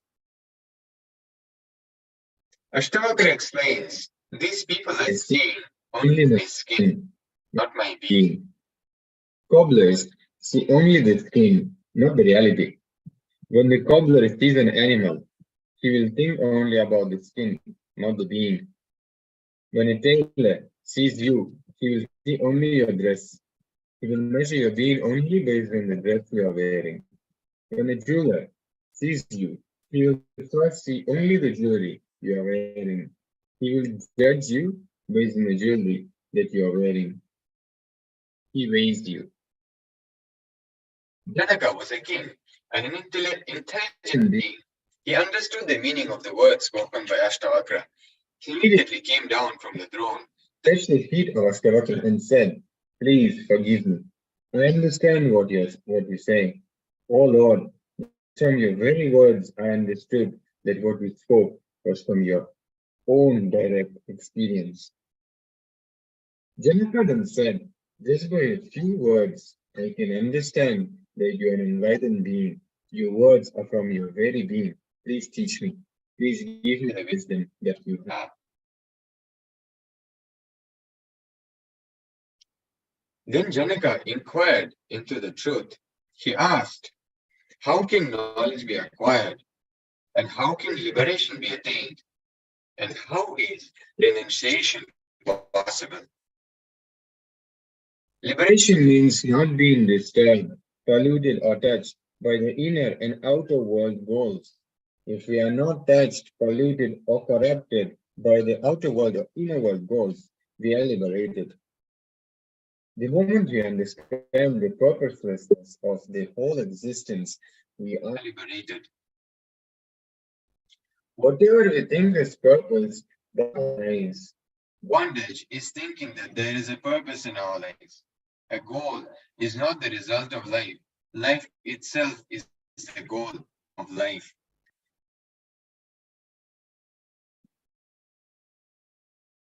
There are two things which we do. First one, if we sell our life for some goal, we may not achieve anything at all and feel frustrated.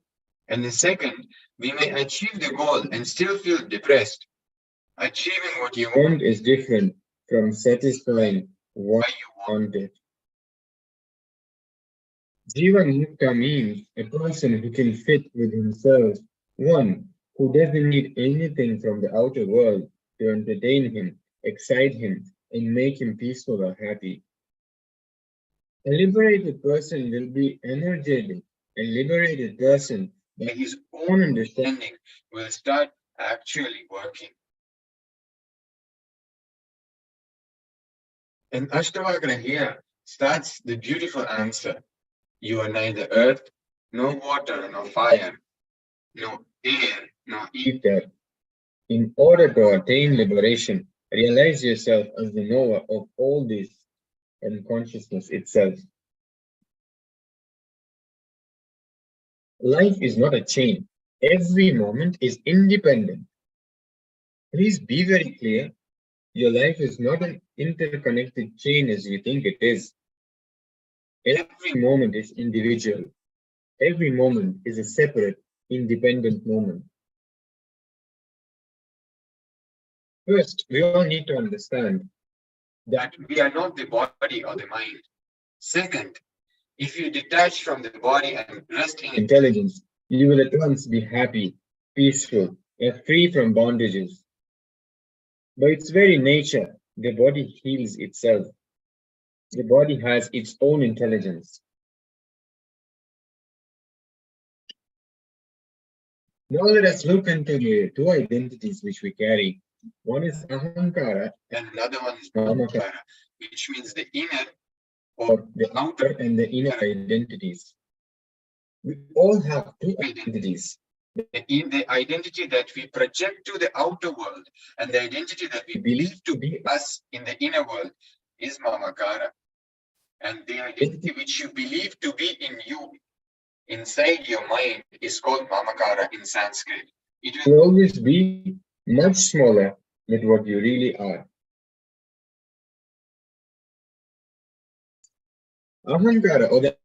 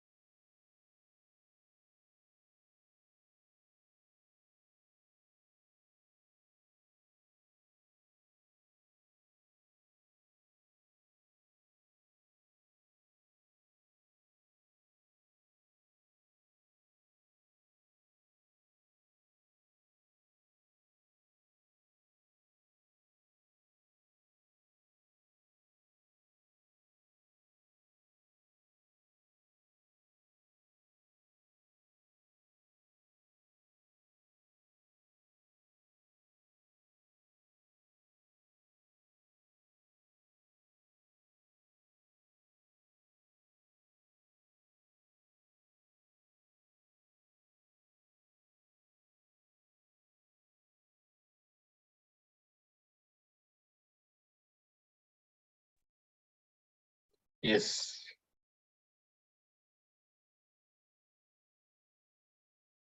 We are completing for the technical glitch, and we'll be continuing with our session on the Ashtavakra Gita.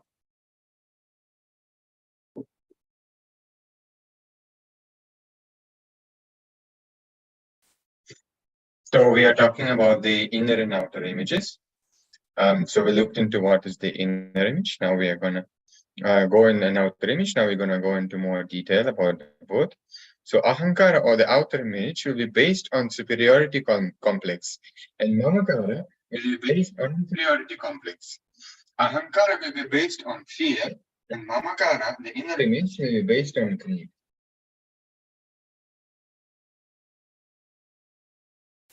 And the conflict between the ahankara and the mamakara is called tension. But the truth is that both identities are pure myths. Both are lies. You are something beyond these identities.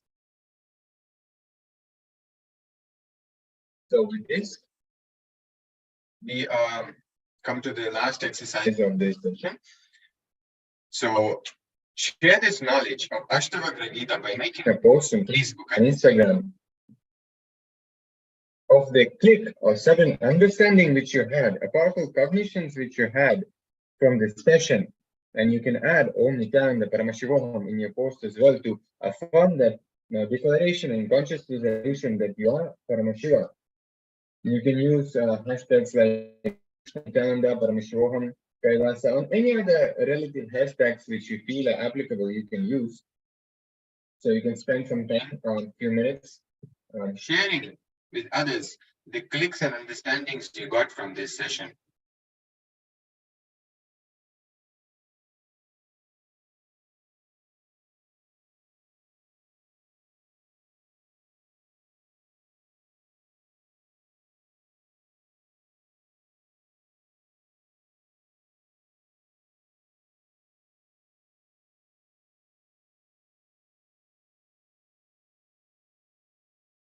So with this, we'll be concluding this session with the Purna mantra. So let us sit straight with the head, neck, and spine in a straight line, connecting to Swamiji in oneness in our third eye, and chanting the Purna mantra. Om Purnamada Purnamidam Purnat Purnamudachyate Purnasya Purnamadaya Purnameva Vashishyate Om Shanti Shanti Shanti Harihi Om Tat Sat Sarvam Bhagavat Shri Nithyananda Paramashiva Padukapanastu Om Nithyanandam. So please stay connected. We'll be starting the session just a few moments.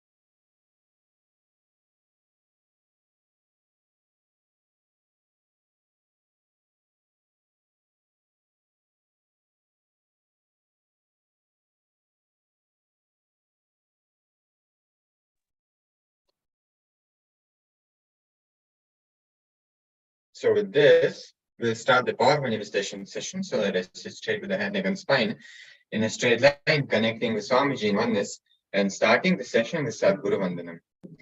Nithyanandam Paramasukhatam Kevalam Jnanamurtim Dvandvatitam Gagana Sadrisham Tatvamasya ekam nityam vimalamachalam sarvadhi sakshi bhutam bhavadevam dragmarahitam sadgurum tam namami.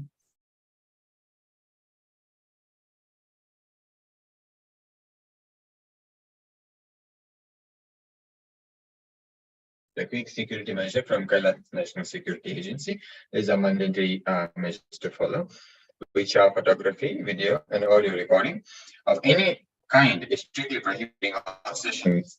Please be on mute. Be on camera throughout the class. If you need to step out in an unavoidable situation only, please inform the digital security officer.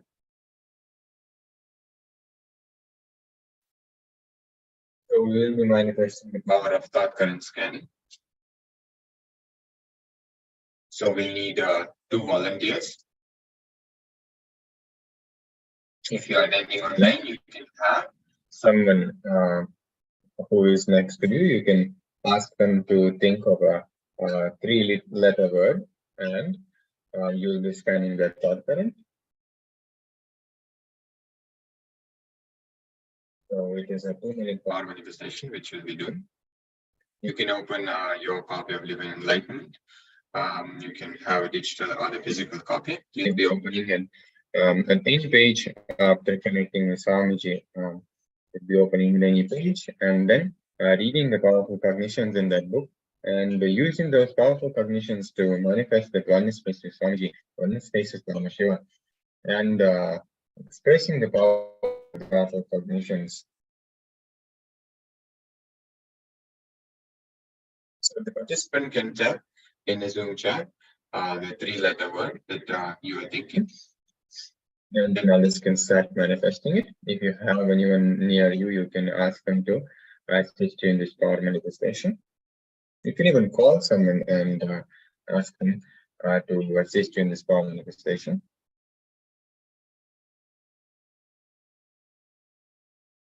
After to turn the video recording, you can use a timestamp camera. Please use a timestamp camera to record the power manifestation session. While manifesting, you will be verbalizing whatever Swamiji is revealing to the third, you'll be verbalizing. So the first thing, once you start manifesting, so many different things Swamiji will start revealing to you. So that's when you don't want to be stuck, and you don't just want to kind of be stuck there. So you just start verbalizing everything that Swamiji is revealing, and then you will get that. It can come as intuition, it can come as as a writing. Basically, you will know once the right answer is revealed, you will know it, and that answer will be the correct answer.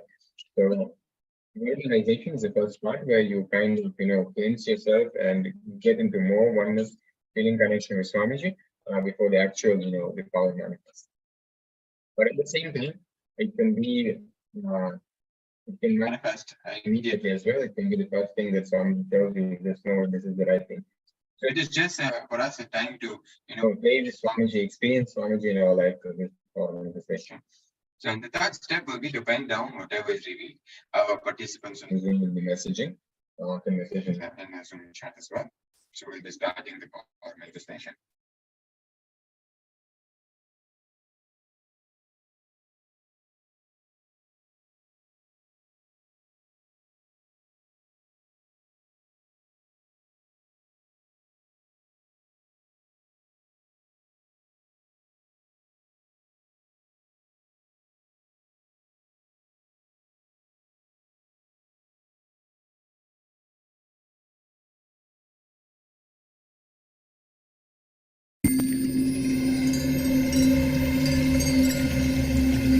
I welcome you all with my love and respect. Let you all open all your 3 eyes. Om Nithyananda Paramashivoham.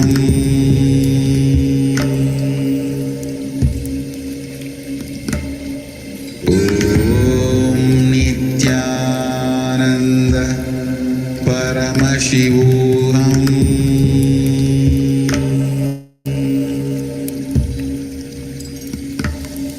Om Nithyananda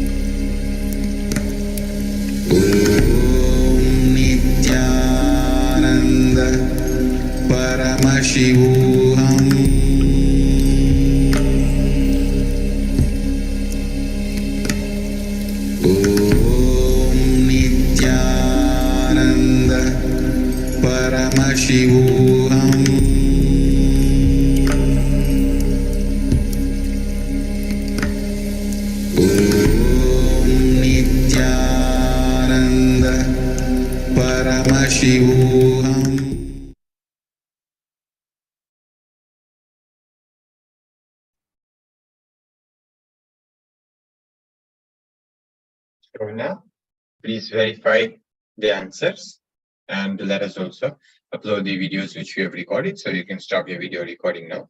You can verify your answers with your partner.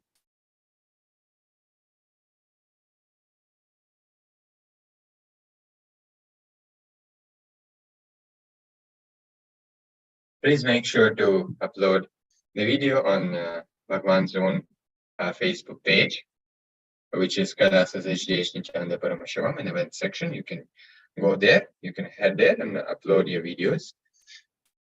You can use hashtags like KAILASA and Paramashivoham level 2. You can also use any other hashtags which you feel applicable here. You can do that as well.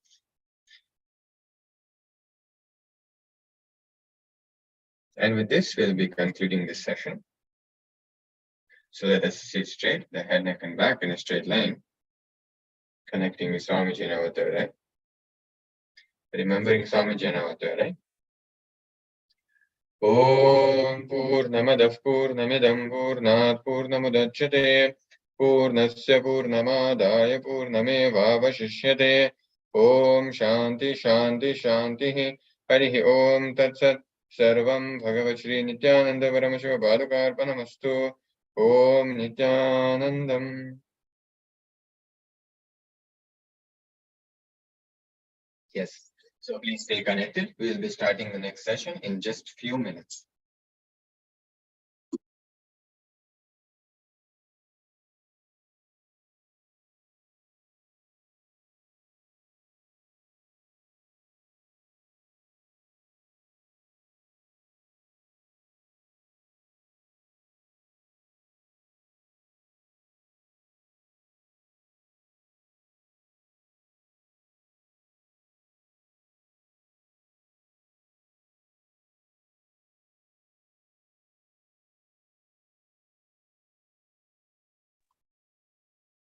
Yes. So we are starting the next session. So let us sit straight with the head, neck, and spine in a straight line, connecting with Swami Janavatarai. Nithyanandam Paramasukhadam Kevalam Jnanamurtim Dvandvatitam Gaganasudrusham Tattvamasyaadhilaksham Ekam Nityam Vimalamachalam Sarvadi Sakshi Bhutam Bhavaaditam Trigunarahitam Sadgurum Tam Namami.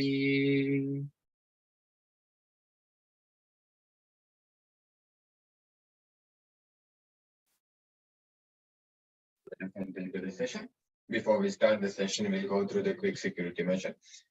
So these are measures are mandatory to follow. They are from KAILASA's National Security Agency, and they are that photography, video, and audio recording of any kind is strictly prohibited during all sessions. Please be on mute and be on the camera throughout the class. Only if you need to step out in an unavoidable situation, please inform the Acharya or the digital security officer.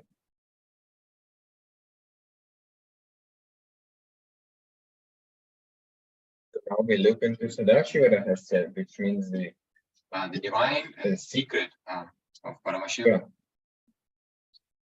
This session is going to be about Nirvikalpa Samadhi.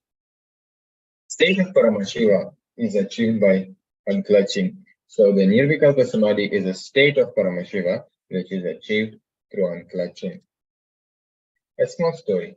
A man was fishing in the river one day. He was sitting for a long time without catching any fish. He dozed off with a fishing rod in his hand.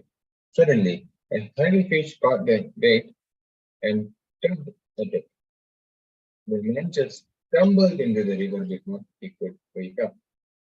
The boy was watching this from the distance.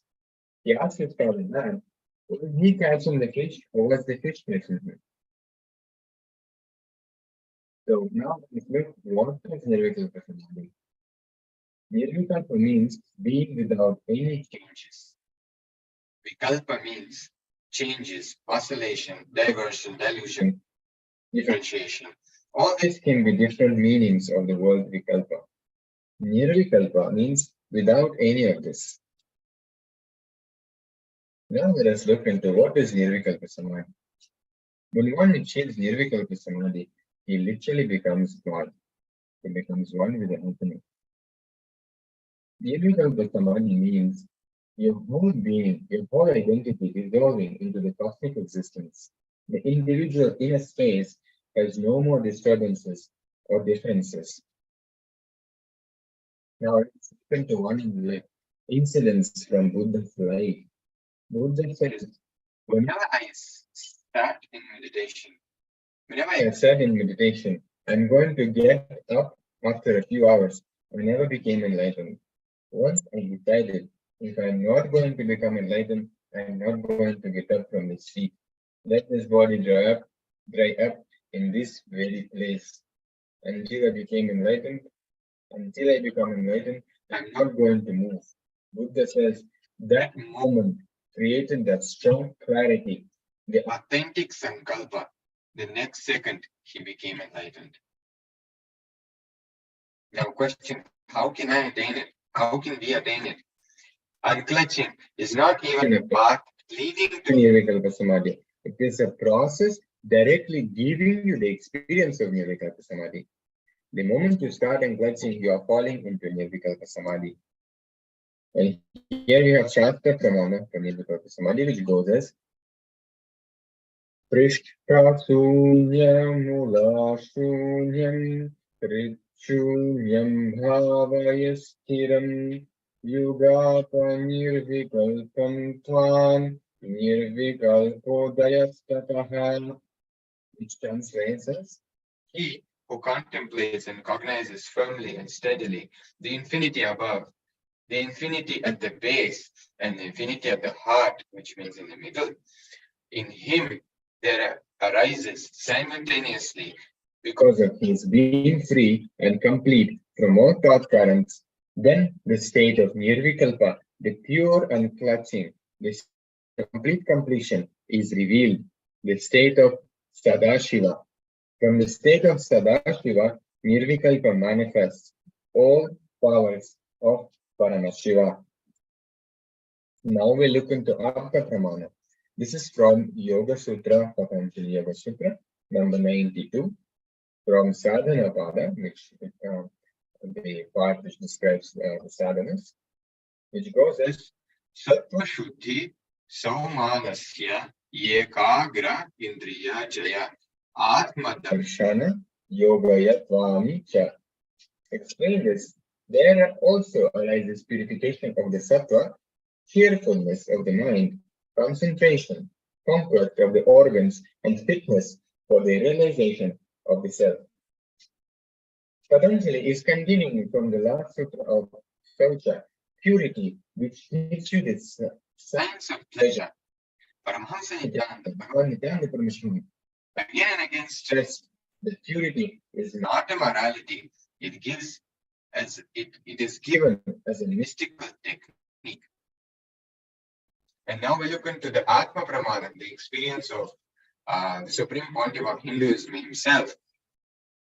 In the early hours of Brahma Muhurta this morning at 8 a.m., Nithyananda Pidam in Trishulam, KAILASA in Trishulam, was up and alive, taking part in the morning spiritual routine of performing the ritual of yoga. This picture was taken at around 4:05 a.m. by Sannyasi in the Trishulam Adnam. To record the attendance for the morning yoga session, little did he know that in attendance was none other than Bhagavan Nithyananda Paramashivam, the Supreme Pontiff of Hinduism himself. It was after the image was captured that the form of His Holiness was noticed in the picture. It is undeniably his physical form, as evidenced by the shadow appearing in front of him. Also pictured is an image taken by the Supreme Pontiff of Hinduism at Bengaluru Adinam at 6 a.m. this morning during Pratyaksha Pada Puja, where he was physically present. This event was broadcasted live on Nithyananda TV and via two-way video conferences witnessed by thousands worldwide. There are eyewitness records of people around the Supreme Pontiff of Hinduism as he was getting ready for the Pratyaksha Pada Puja in Bengaluru this morning. The city of Bengaluru is about 340 kilometers away from Trishulam Adinam, which is located in Chennai, thus ruling out even the possibility for a flight taken. And here we can see the picture. We can see on the left side is the picture taken by one of the sannyasis in Trishulam KAILASA during the morning yoga for the attendance. And we can see Swamiji is sitting receiving the Pada Puja on that very same day. So, if you are able to unclutch without falling into the abyss of chaos or fusion, any kind of powerlessness, you will just catch the split decision of unclutching. Not only that, start manifesting Shakti in you. So yes, when we manifest the space of unclutching, all these different various powers of Paramashiva will start getting available for us. And now let us look into the sacred secret revealed from the state of Paramashiva. State created by being in oneness with Paramashiva will make the command, the sankalpa, you manifest immediately. If not, you are only manifesting less power. So solution is manifesting more power, not questioning the legitimacy of the science or your ability to live that science.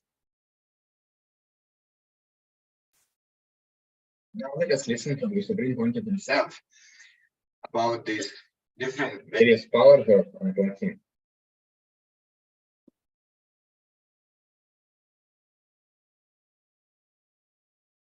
Paramashiva's direct message from Kailasa.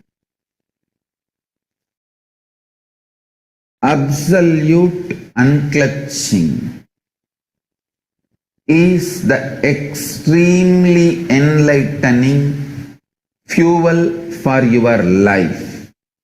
Understand? Fundamentally, your consciousness. What excites you, what triggers you into action, what makes you fully alive, awakened, that is your resource, your fuel. Listen, your fuel.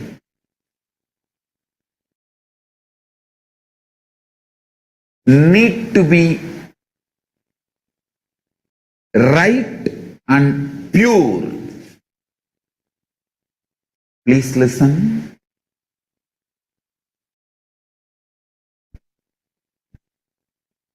If you use the right fuel, right resource to excite you, inspire you, energize you, you will have respect for yourself.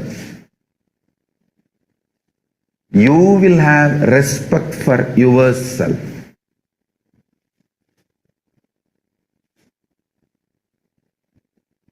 I tell you.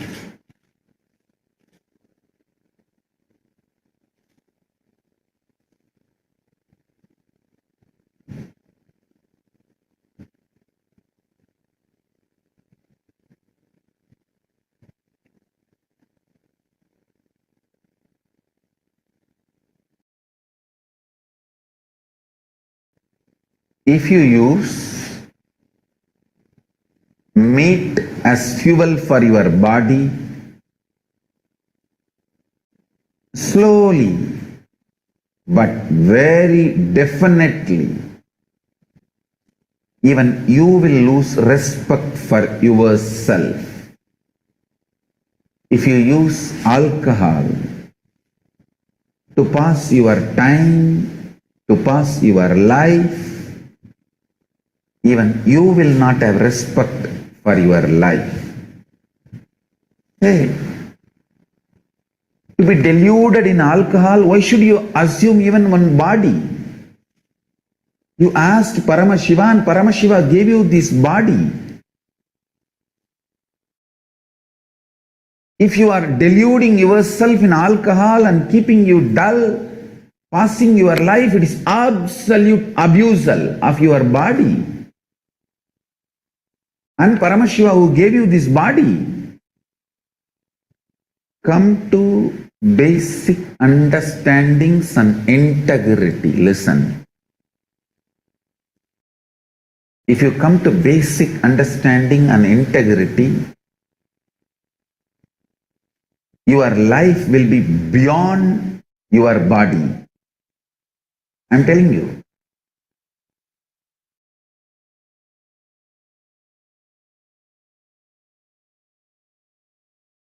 Sri Chidambara and Ma Premaya in Dubai, their father passed away. But every day he is sitting in the room for the satsang. And I am telling you, every day he is there as usual. How he sits, he is sitting there, attending satsang sincerely. Because body is no more binding factor for him. He became so intensely connected to me. His body was not binding him anymore. I tell you, reach a space where your body never binds you.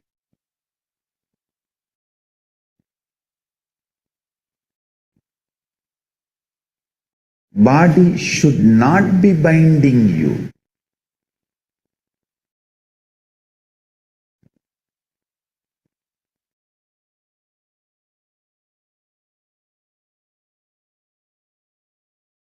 The fuel you use decides your future. Let unclutching,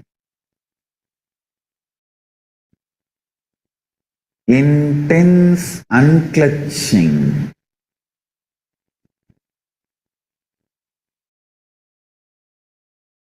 be the fuel for your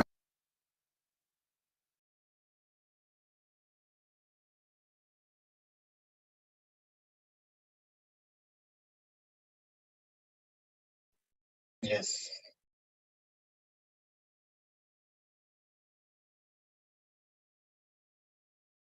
So now we're going to have a quick social media enriching activity so you can post the powerful cognition which you experienced in this session.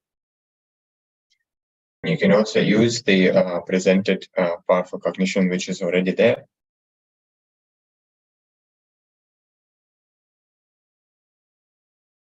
So you can actually sit for 5 minutes also in Nirvikalpa Samadhi and experience the space of unclutching.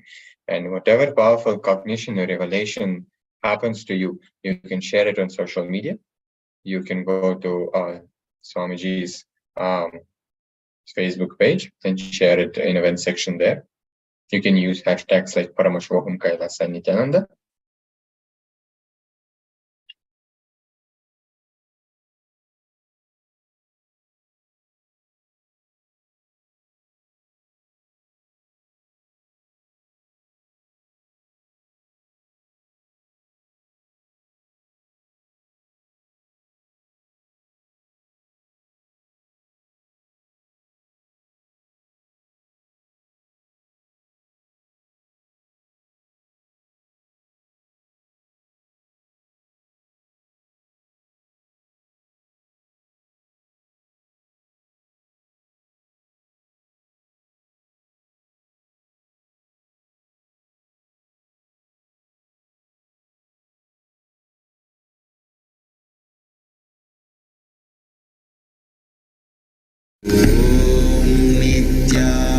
Nithyananda Paramashivoham.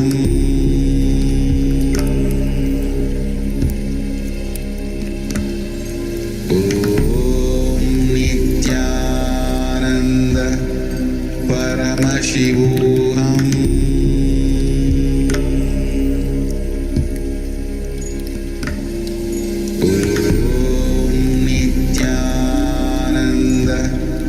Paramashivoham.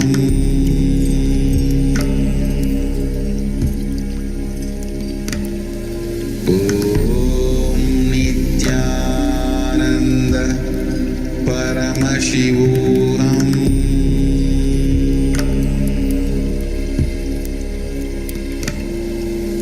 Om Nithyananda